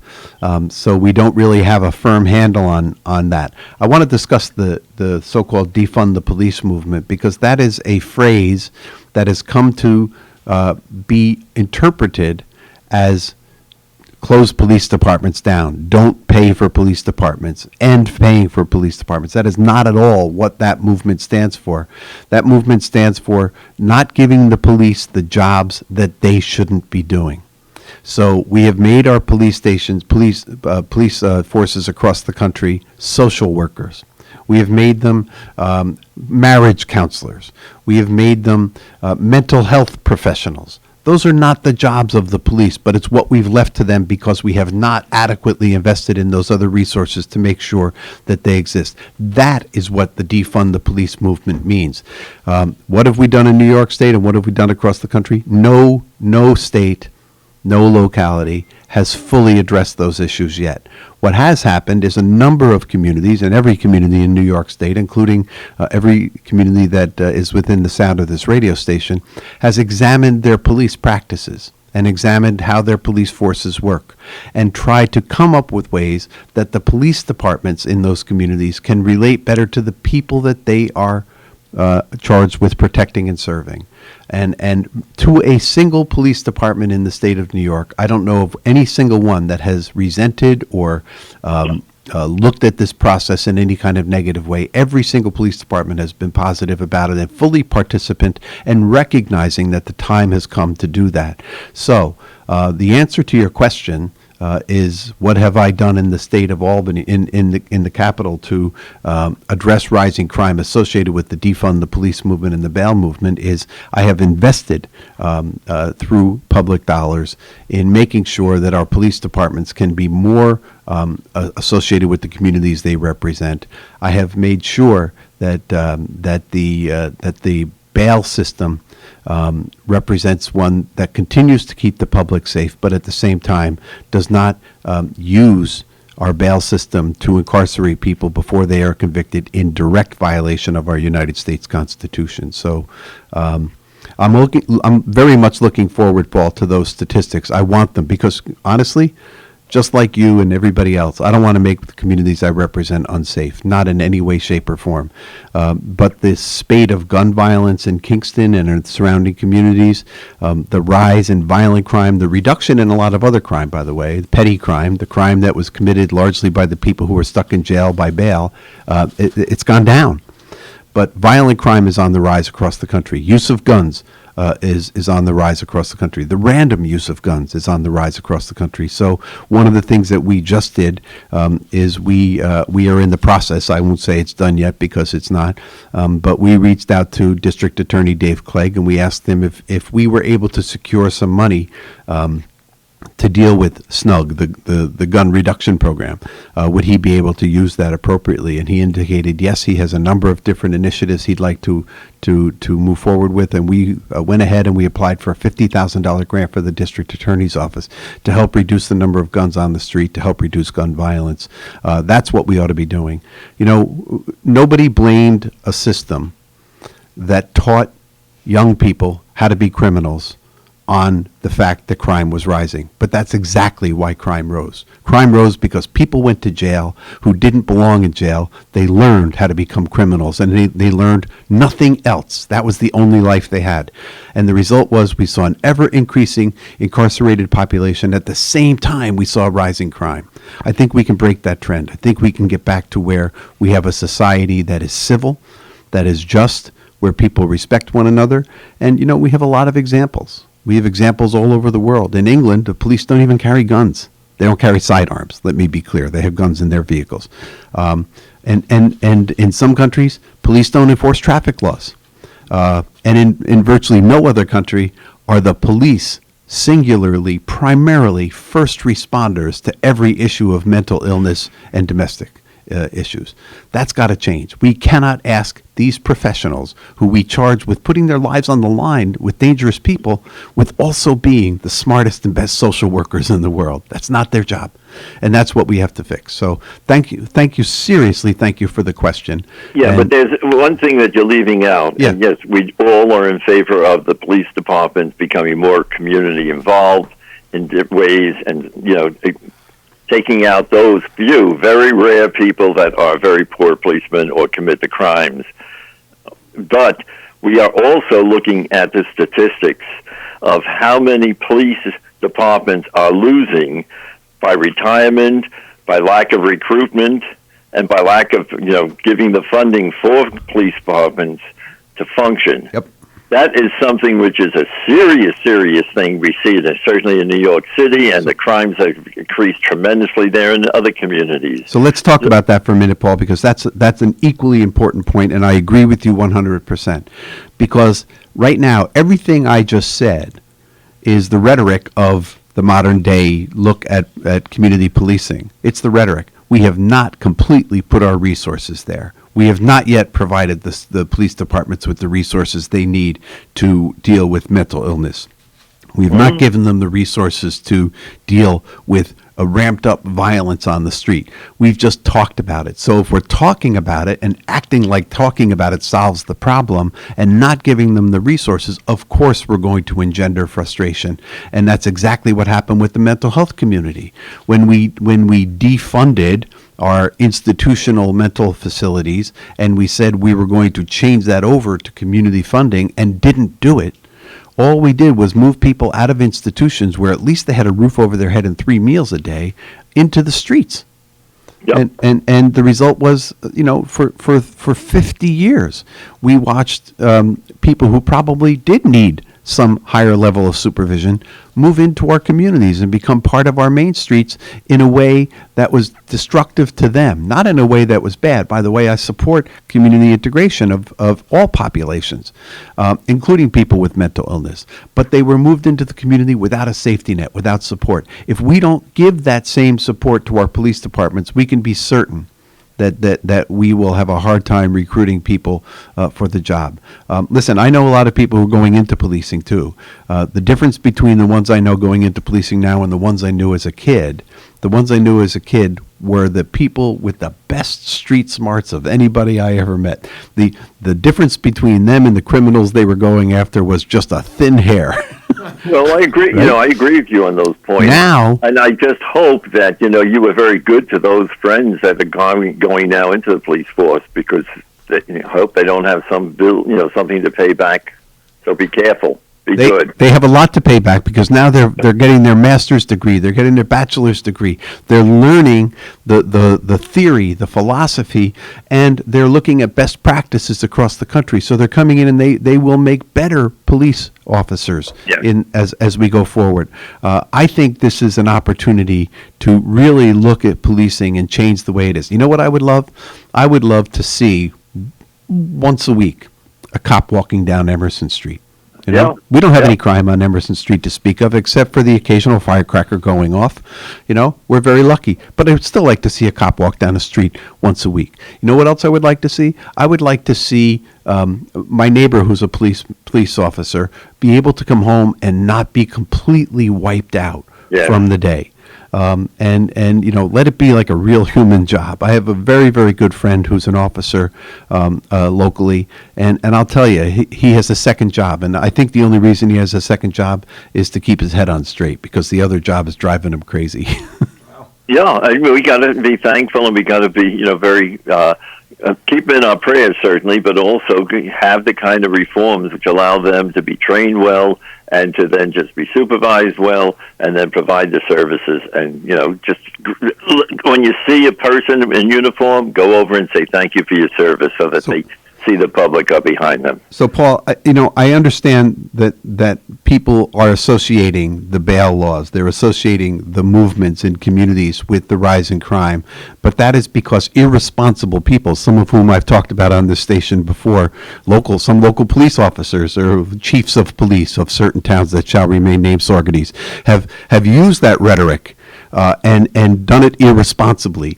And that's what contributes to the inability of our communities to get their arms around this problem completely and to deal with it in a responsible way. But the way you deal with it is you analyze the situation, you ask the provocative question, and then you sit here and we engage in the back and forth to make sure we get to a good place. And thank you. And unfortunately, we are at the bottom of the hour, Dr. Paul. We really appreciate you calling in. That was some great dialogue. Again, thank you for your call. You have yourself an awesome day. And thank you for all the services that you do with your programs. Thank you.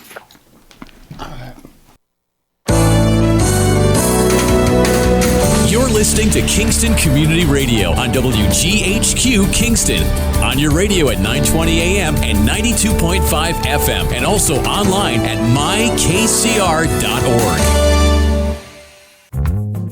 Many medicines used to treat colds and flu contain acetaminophen, a pain reliever and fever reducer found in hundreds of over-the-counter and prescription medicines. But taking too much or more than one medication containing acetaminophen per day can damage your liver. So always read the label and don't take acetaminophen if you drink 3 or more alcoholic drinks every day. To learn more, visit fda.gov/OTC pain info. A message from the U.S. Department of Health and Human Services Food and Drug Administration. There was this one time I went snorkeling in the Caribbean when I was a kid. It really just blew my mind. We saw the most beautiful corals. I remember thinking they were waving at us as they moved with the ocean. And then there were all these amazing fish. I'll never forget it. It completely changed the way I look at the ocean. Most of us have a memory of being in nature we'll never forget. Let's protect the world's natural places so more memories can be made for generations to come. Visit worldwildlife.org. Have you ever experienced a wish come true? For a child battling a critical illness, a wish come true can be a turning point. One song, one dance, one game, one adventure, one moment changes everything. Make-A-Wish needs your support to grant the wish of every eligible child. Visit wish.org now to help grant more life-changing wishes. Together, we can transform lives, one wish at a time. Someone in your town, at your school, or where you work is suffering from Crohn's disease or ulcerative colitis. They're dealing with excruciating pain and days when they can't even get out of bed. Chances are someone you know has Crohn's or colitis. Someone like me. I'm Amy Brenneman, and I'm asking you to support the Crohn's and Colitis Foundation of America to help millions of us cope and to find cures. Visit ccfa.org today to learn more. Help someone you know get back to their lives at ccfa.org.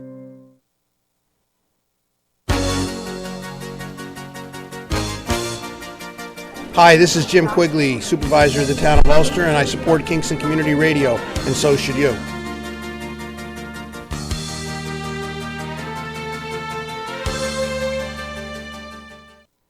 This portion of Kingston Community Radio is brought to you by Ulster Savings Bank. Visit their newest branch, conveniently located at the Ulster Commons Plaza in Lake Katrine. Experience the difference that local community banking offers with the convenience of another great location, easy access, plenty of parking, and a 24-hour ATM. Ulster Savings Bank, invested in community, invested in you. Member FDIC. Thank you, Lawrence, and welcome back, listeners who have been with us this morning, and those just joining us for the last half hour. Wow, quick morning. Always goes quick, though. 331-9255 is our call-in number, and Mayor William Murphy from Surrogate has left us, and it's You have just... to go plow the snow, I think. Oh, is that what he's going to go do? Okay, or plow pollen. Go plow the pollen, that's for sure. So we got Assemblyman Kevin Cahill here with us, and I know you got some updated information for some of our listeners that inquired previously. Right. Before we get to that, I'll give you some COVID numbers if you haven't gone over them already.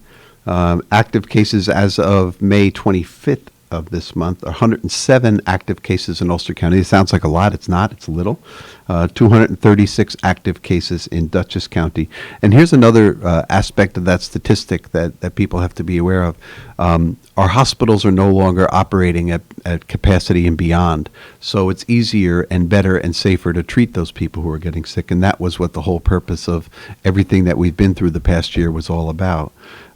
Half of Ulster County, literally over 50% of Ulster County, 89,867 people as of yesterday were vaccinated. That's remarkable when you subtract out the number of people who are children and the number of people who can't get the vaccine for health reasons. That means we're getting pretty close to where we're going to get. In Dutchess County, about 45% are vaccinated, and that's 132,870 people, so there's a ways to go there. It's really important. I just learned this week a mutual friend of Mark Molinaro and mine succumbed to an illness that was related to COVID. It was very, very sad. Young father. Active in politics. In fact, so active in politics, one year he ran the campaign that beat me. So I feel bad for him and his family. He was a very, very good man, cared a lot about New York State and this country, and another victim of this horrible disease. So we have a long, long way to go before we're completely out of it, but the removal of masks, the increasing number of people who are getting their vaccine, and the less difficulty that people have with their treatment are all very, very positive signs. Now, don't you feel like, and I heard you talking about it in the previous hour, don't you feel like we're starting to return to normal? Yes, very much, very much so. Okay, and it's been quick. It's been, fairly quick with first the restrictions being lifted on the masks and the number of interior establishments that have done away with the mask requirement. I know there are still some, but they still require for unvaccinated, which I feel it should be. Just yesterday, in a joint statement announced through the New York Jets and New York Giants, they'll be starting the fall season at 100% capacity. Masks? No, 100% capacity. Are they going to have masks, though? I did not. It didn't say anything about masks or not. I watched the Little League game. I didn't watch the whole game. With the Giants, I got a letter in the mail from them, because obviously you'll probably get the same one because you're a season ticket holder. Fully vaccinated, no masks, and I think they're not even. You have to be vaccinated to go in. And that's the way it should be. That's the way it should be. If you're segregating at the Yankee game is. If you're going into a large venue event, right, tens of thousands of people, I think it's critical that everybody be vaccinated. And throw out this requirement about having a recent negative COVID test. Now, having said that, there are people, because of either blood disorders, that are unable. Their physicians, there should be some kind of a certification. Kids under 16 still can't get the vaccine. Correct. So, and kids go to baseball games and football games, right? Right. Most of the people at the Giants game, though, it's a little bit of an elderly crowd. But by the time September rolls around, right, we should all have a vaccine by then. I agree. Hopefully, the majority of the children have been vaccinated. I know a lot of people. I went to a game last year, a Jets game, and I think a lot of people there are also, they've sanitized themselves with a lot of alcohol. How did you go to a game last year? 2 years ago. I was going to say, they just say with alcohol. A lot of them had little containers of it in their purses and their pockets. They do. Yes, they do. So yeah, in answer to your question, yes. I mean, there is more of a sense of normalcy. It's great to see things opening up. It's great to see we talked about this, the mayor and I. I think a lot of our events that we host in Sorgates, you're going to see just as many, if not more people, because people want to get out. I mean, we've already experienced it in the past month or 6 weeks. I have myself. I've been to a couple of events where there have been a lot of people, and in fact, I am back to that point with my schedule where we have competing public events, and where it's not possible for me to get to all the events, which is really another cool thing. In the assembly, we are still required to wear masks in the chamber, but we've lifted the capacity limits of the chamber. We had limited to 30 members and staff up through about 3 weeks ago, and now we've increased that number significantly. We are holding our conferences hybrid. People can attend our private conferences. Members of the assembly can attend our private conferences in a very large hearing room, or continue to do it through Zoom. And likewise with session. You can go to the session, wear a mask, or you can come and you can still do it like I do sometimes at my dining room table. Today I'm doing both because when I leave here in about 15 minutes, I'm heading up to Albany to co-host with the Bruderhof our annual legislative reception. That's where we invite our colleagues to come. We didn't do it last year, so this is we weren't sure for certain that we were going to get through it this year. Another sign of back to normal. Another sign. We just notified our colleagues in the past 48 hours because of the uncertainty. But we'll be going. I'll be going there very briefly because then I have to run off to a committee meeting. But the Bruderhof basically introduces itself to the communities that have representatives where there are Bruderhof communities. And what a great group. Oh, what an exceptional group. What a classy reception, too. We have a nice breakfast reception. I usually want to stay much longer than I'm allowed to. But it's also interesting in that it attracts a number of people from law enforcement. It attracts a number of people from state agencies, and it attracts a number of representatives, mostly Hudson Valley and Capital District, but others as well. I look forward to seeing it. I'm very grateful that we're going to be able to do it, wishing I could stay longer. I want to answer a question that George raised 2 weeks ago.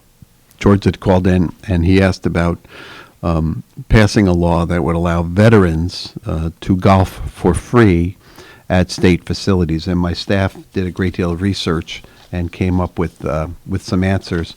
The Liberty Pass, which qualifies New York State veterans with a disability, allows them to have discounts to use state parks, historic sites, recreational facilities, including boat launches, historic sites, arboretums, park preserves, and free golf at 28 state public golf courses.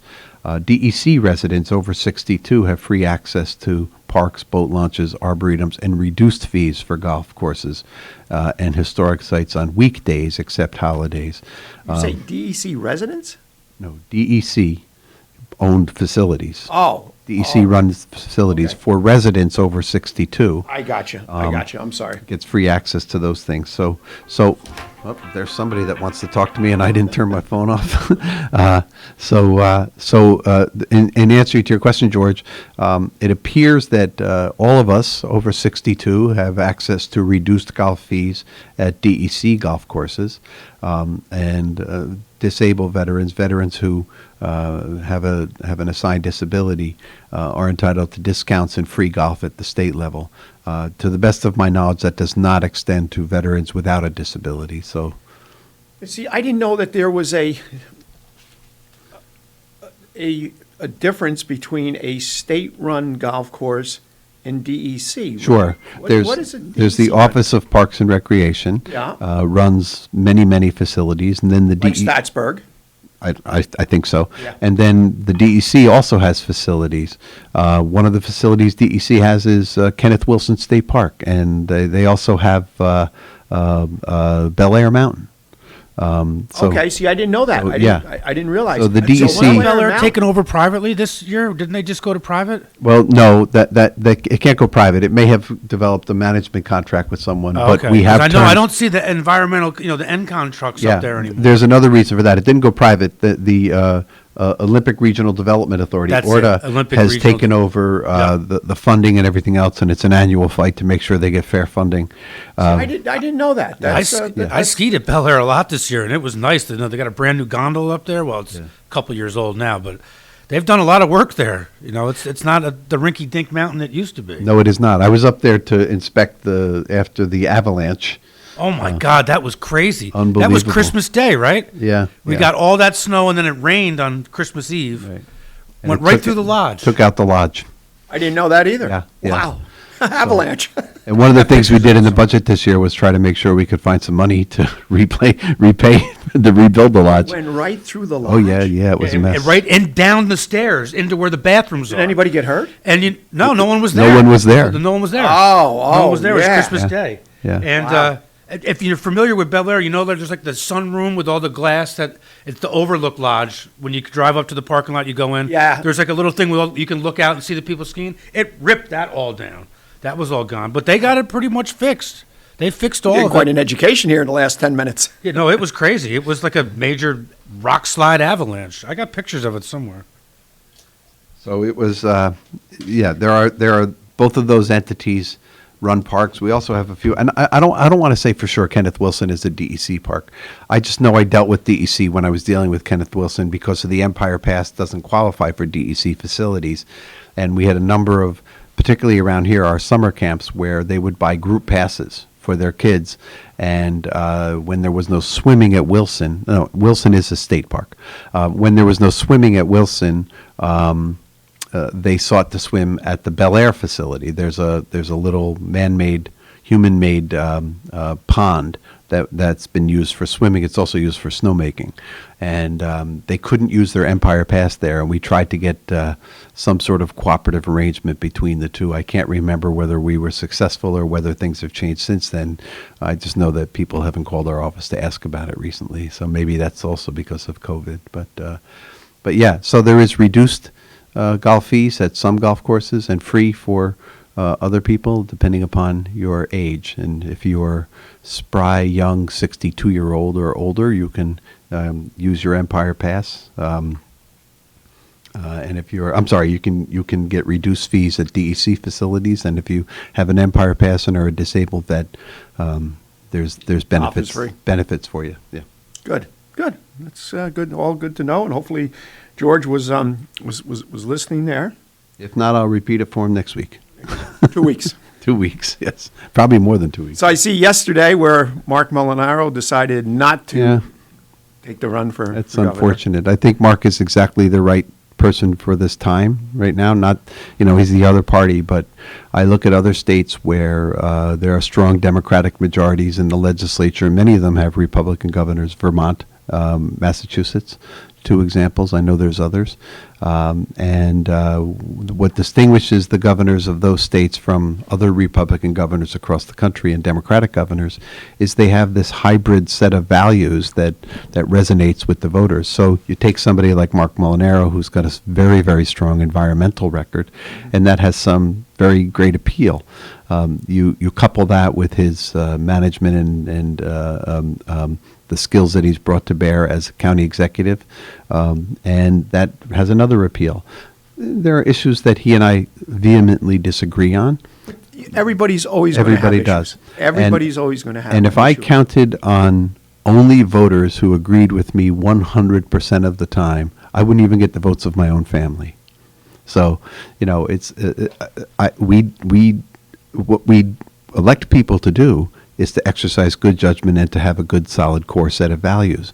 We don't elect them because of this issue or that. There are people who, I am pro-choice. There are a number, hundreds, maybe even thousands of right-to-life people who vote for me, not because they want to see me move that issue forward one way or the other, but because they respect that I'm doing other things. And then there are people who wholeheartedly agree with me that, are very much the environmentalists who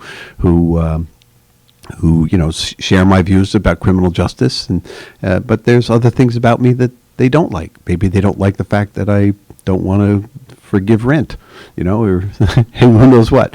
But we don't elect people for that reason, and I was very sorry. It was very sad to hear that Mark was taking his hat out of the ring for that.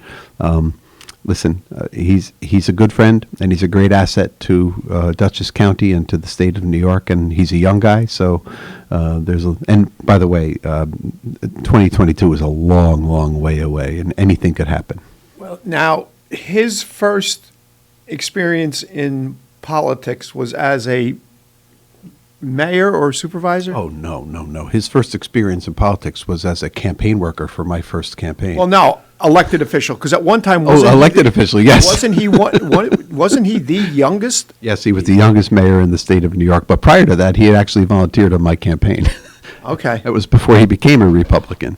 So we have a long history of friendship and mutual support. But yes, he was the youngest mayor in the state of New York. New York. And he went on to be one of the youngest members of the Assembly, certainly not the youngest. We've had people in their early 20s. We do to this day have a 23-year-old in our midst. But he served a significant amount of time in the legislature, and he's still a young man, and now he's a county executive. I think, and I'm not going to speak for Mark, but I think this is a major issue that we have to confront. One of the things that the Republican frontrunner, Lee Zeldin, has been talking about every single time that he talks about his candidacy for governor is how much money he's raised. That's the number one qualification for a candidate. How much money have you raised? And it's unfortunate. It's unfortunate, but it's also practically something that has to be considered. Mark's last campaign for governor suffered greatly by the being outgunned, probably about to the tune of 20-1 with the resources that Governor Cuomo had at his disposal versus what Mark was able to generate financially. And, there's two kinds of people in this world. There are people who are good at raising money and people who are not good at raising money. And most of us fall into the latter category, but that doesn't mean we don't have the skills and the qualities that are appropriate for doing good public service. Silence. We can't have silence on a radio show. What's next? As I'm busy on my phone here between text messages and we've had a couple of calls, literally just a couple, not like some of my colleagues who have received a barrage of calls about the discharges from the Ashokan Reservoir. And Lawrence, I heard you talking earlier about the fact that water tables are very low right now. That probably means that the discharges are low too. But this is a difficult and perplexing problem. And I go back to when Senator John Bonasek and the former county executive here in Ulster County were calling the DEP, the Department of Environmental Protection, on the carpet for having allowing the reservoirs to get so high that during a flood event, major flooding occurred around the county. And they said that they insisted that the reservoirs be kept at a certain level. Okay, well, water's coming from the sky. It has to go somewhere. And if you have to keep the reservoir at a certain level, it has to be discharged. It's not going to evaporate into thin air, and they're not going to truck it out of there. The question is, can we come up with a means that provides a greater level of balance? The turbidity in the water is the nature of the water, that's for sure. It is causing great dislocation, particularly for the fishing community, but also anybody who is on bankside to a creek in the lower part of the Esopus or the Rondout is seeing just very significant turbidity this year, and the muck in the water is aesthetically unattractive for sure, and it has environmental consequences. So my hope is that we can work with DEP, work with DEC, work with great organizations like Riverkeeper, and now we have Catskill Mountain Keeper and Scenic Hudson, and work to come up with a viable plan that protects us in the event of a flood, prevents us from having to discharge in a way that causes great dislocation for our communities, and at the same time maintains the level in the reservoir necessary to provide the drinking water that the public needs. Now, obviously, I do not know all the details with the releases. It's always been my understanding, and from what I've experienced firsthand, like with, for example, fire hydrants, that as you increase the amount of the release, in other words, the volume, whether it be the cubic volume per minute, per hour, you'll increase, as that increases, you increase turbidity. If you open up a fire hydrant a quarter of the way, even sometimes just a half away, you're not going to cause turbidity. You open that hydrant all the way, and there's that big rush of water. It's a flushing effect. Right, exactly. So, what comes to my mind is, I get the emails when they do these releases, and how many hundreds of thousands of gallons they're going to release tomorrow, today, whenever that email happens to come out. I would hope that there would have been that approach where it was looked upon that if the amount of gallons per minute or per hour were reduced, would it reduce the turbidity? Well, that's what I say. We have to find the balance that's appropriate to get us to the point where we can maintain all the interests of keeping the water, the reservoirs at the height that they have to be, not letting them get too full, so that in the event of a flood, sometimes an unpredictable flood, even in this modern age, we still have floods that aren't predictable, and oftentimes, even if we can predict the event, we can't predict the impact. Sandy and Lee and Helen and those things were devastating. Parts of Route 209 were completely ripped apart.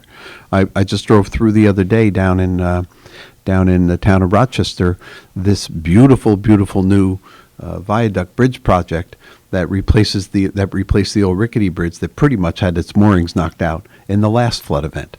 And it must have cost tens of millions of dollars, maybe even hundreds of millions of dollars to reconstruct that highway to make it safe and make it durable for the next flood. But that doesn't always work. I mean, the Rondout Creek broke its banks when they did the discharges in one of the floods, and I saw whole farms divided in two. The highway literally looked like an earthquake had occurred, where the highway was ripped apart. We have to account for that as well. I think I would like to have a more comprehensive look at the lower Esopus altogether. I think that there's other things that can be done in addition to, as you say, reducing the flow at a given point in time by a percentage or whatever. There's a lot of things in the lower Esopus that have accumulated over the years that maybe if we got rid of, it would improve the flow of the Esopus. And I mean, there's some place you go out to Glen Eyrie and you look at that Glen Eyrie Falls. It's just gorgeous. I mean, It's just really very, very pretty. And it looks crystal clear and pristine and really nice to look at. And then you get to other places, like right here on Washington Avenue, and it looks like the Mississippi.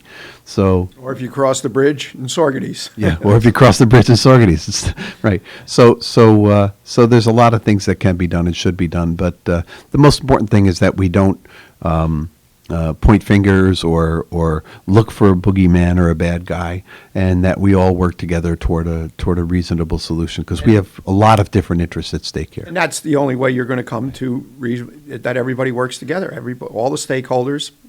Let me ask you a question about something I read in the paper. Somebody is considering putting a low-head generator at the Cantine Dam?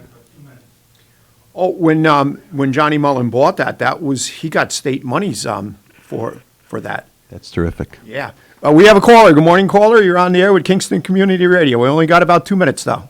Right, yes. Good morning, gentlemen. I have been listening all morning and everything else. Thank you for the answer, Kevin, and also thank you for the gentleman, Mike, that works in your office. I spoke to him over the past week about the thing where they wanted to do a mandated COVID list and stuff, and where you put in the proposal to make it volunteer. I agree with that 100%, and I want to thank you for getting back to me on both things. And Mike is very professional, very courteous and stuff, and it's a pleasure talking to him. And thank you, George, for saying that. You've just made my entire day. Yeah, and the town of Esopus American Legion will be doing a small service in the Fort Ewan Cemetery on Monday at 10 a.m. It's just going to be small, in about 20 minutes. Just to do something, because hopefully next year we can go back to the parade and stuff. But thank you for what you guys do and everything. Everybody up there, everybody stay safe and stay healthy, and enjoy Memorial Day. But remember all the veterans who served, and especially ones who gave their lives for this country. So absolutely. Have a good day, gentlemen. You do the same. Thank you, George. And I know you have to run to Albany. I mean, I can wait a minute or two, but yes, I do have to run. But I do want to just thank George for that comment. You know, my staff does a lot of work, and I I beat them up all the time because I have other needs that don't get addressed, and I'm always happy to hear that staff is doing stuff that's serving our constituents. That's the good call to get. I know we have 600 people, over 600 people that asked us for help with unemployment insurance, and we have 500 people who we helped. That's awesome. We have 100 people who we tried to help, and we're continuing to try to help. And luckily, the ones that we're trying to help now, almost a significant percentage of them are people who got too much money and want to give it back. No fooling. Yeah, no fooling. So Wow. yeah. Wow. Amazing. All right. Well, since we have a meeting to get to in about an hour and a half, and I got to go home and clean up before that meeting, we can go ahead and sign off now. Yep. Thank you, listeners, and we'll be back here next week. Time to get back to Magic 92.5. There you go.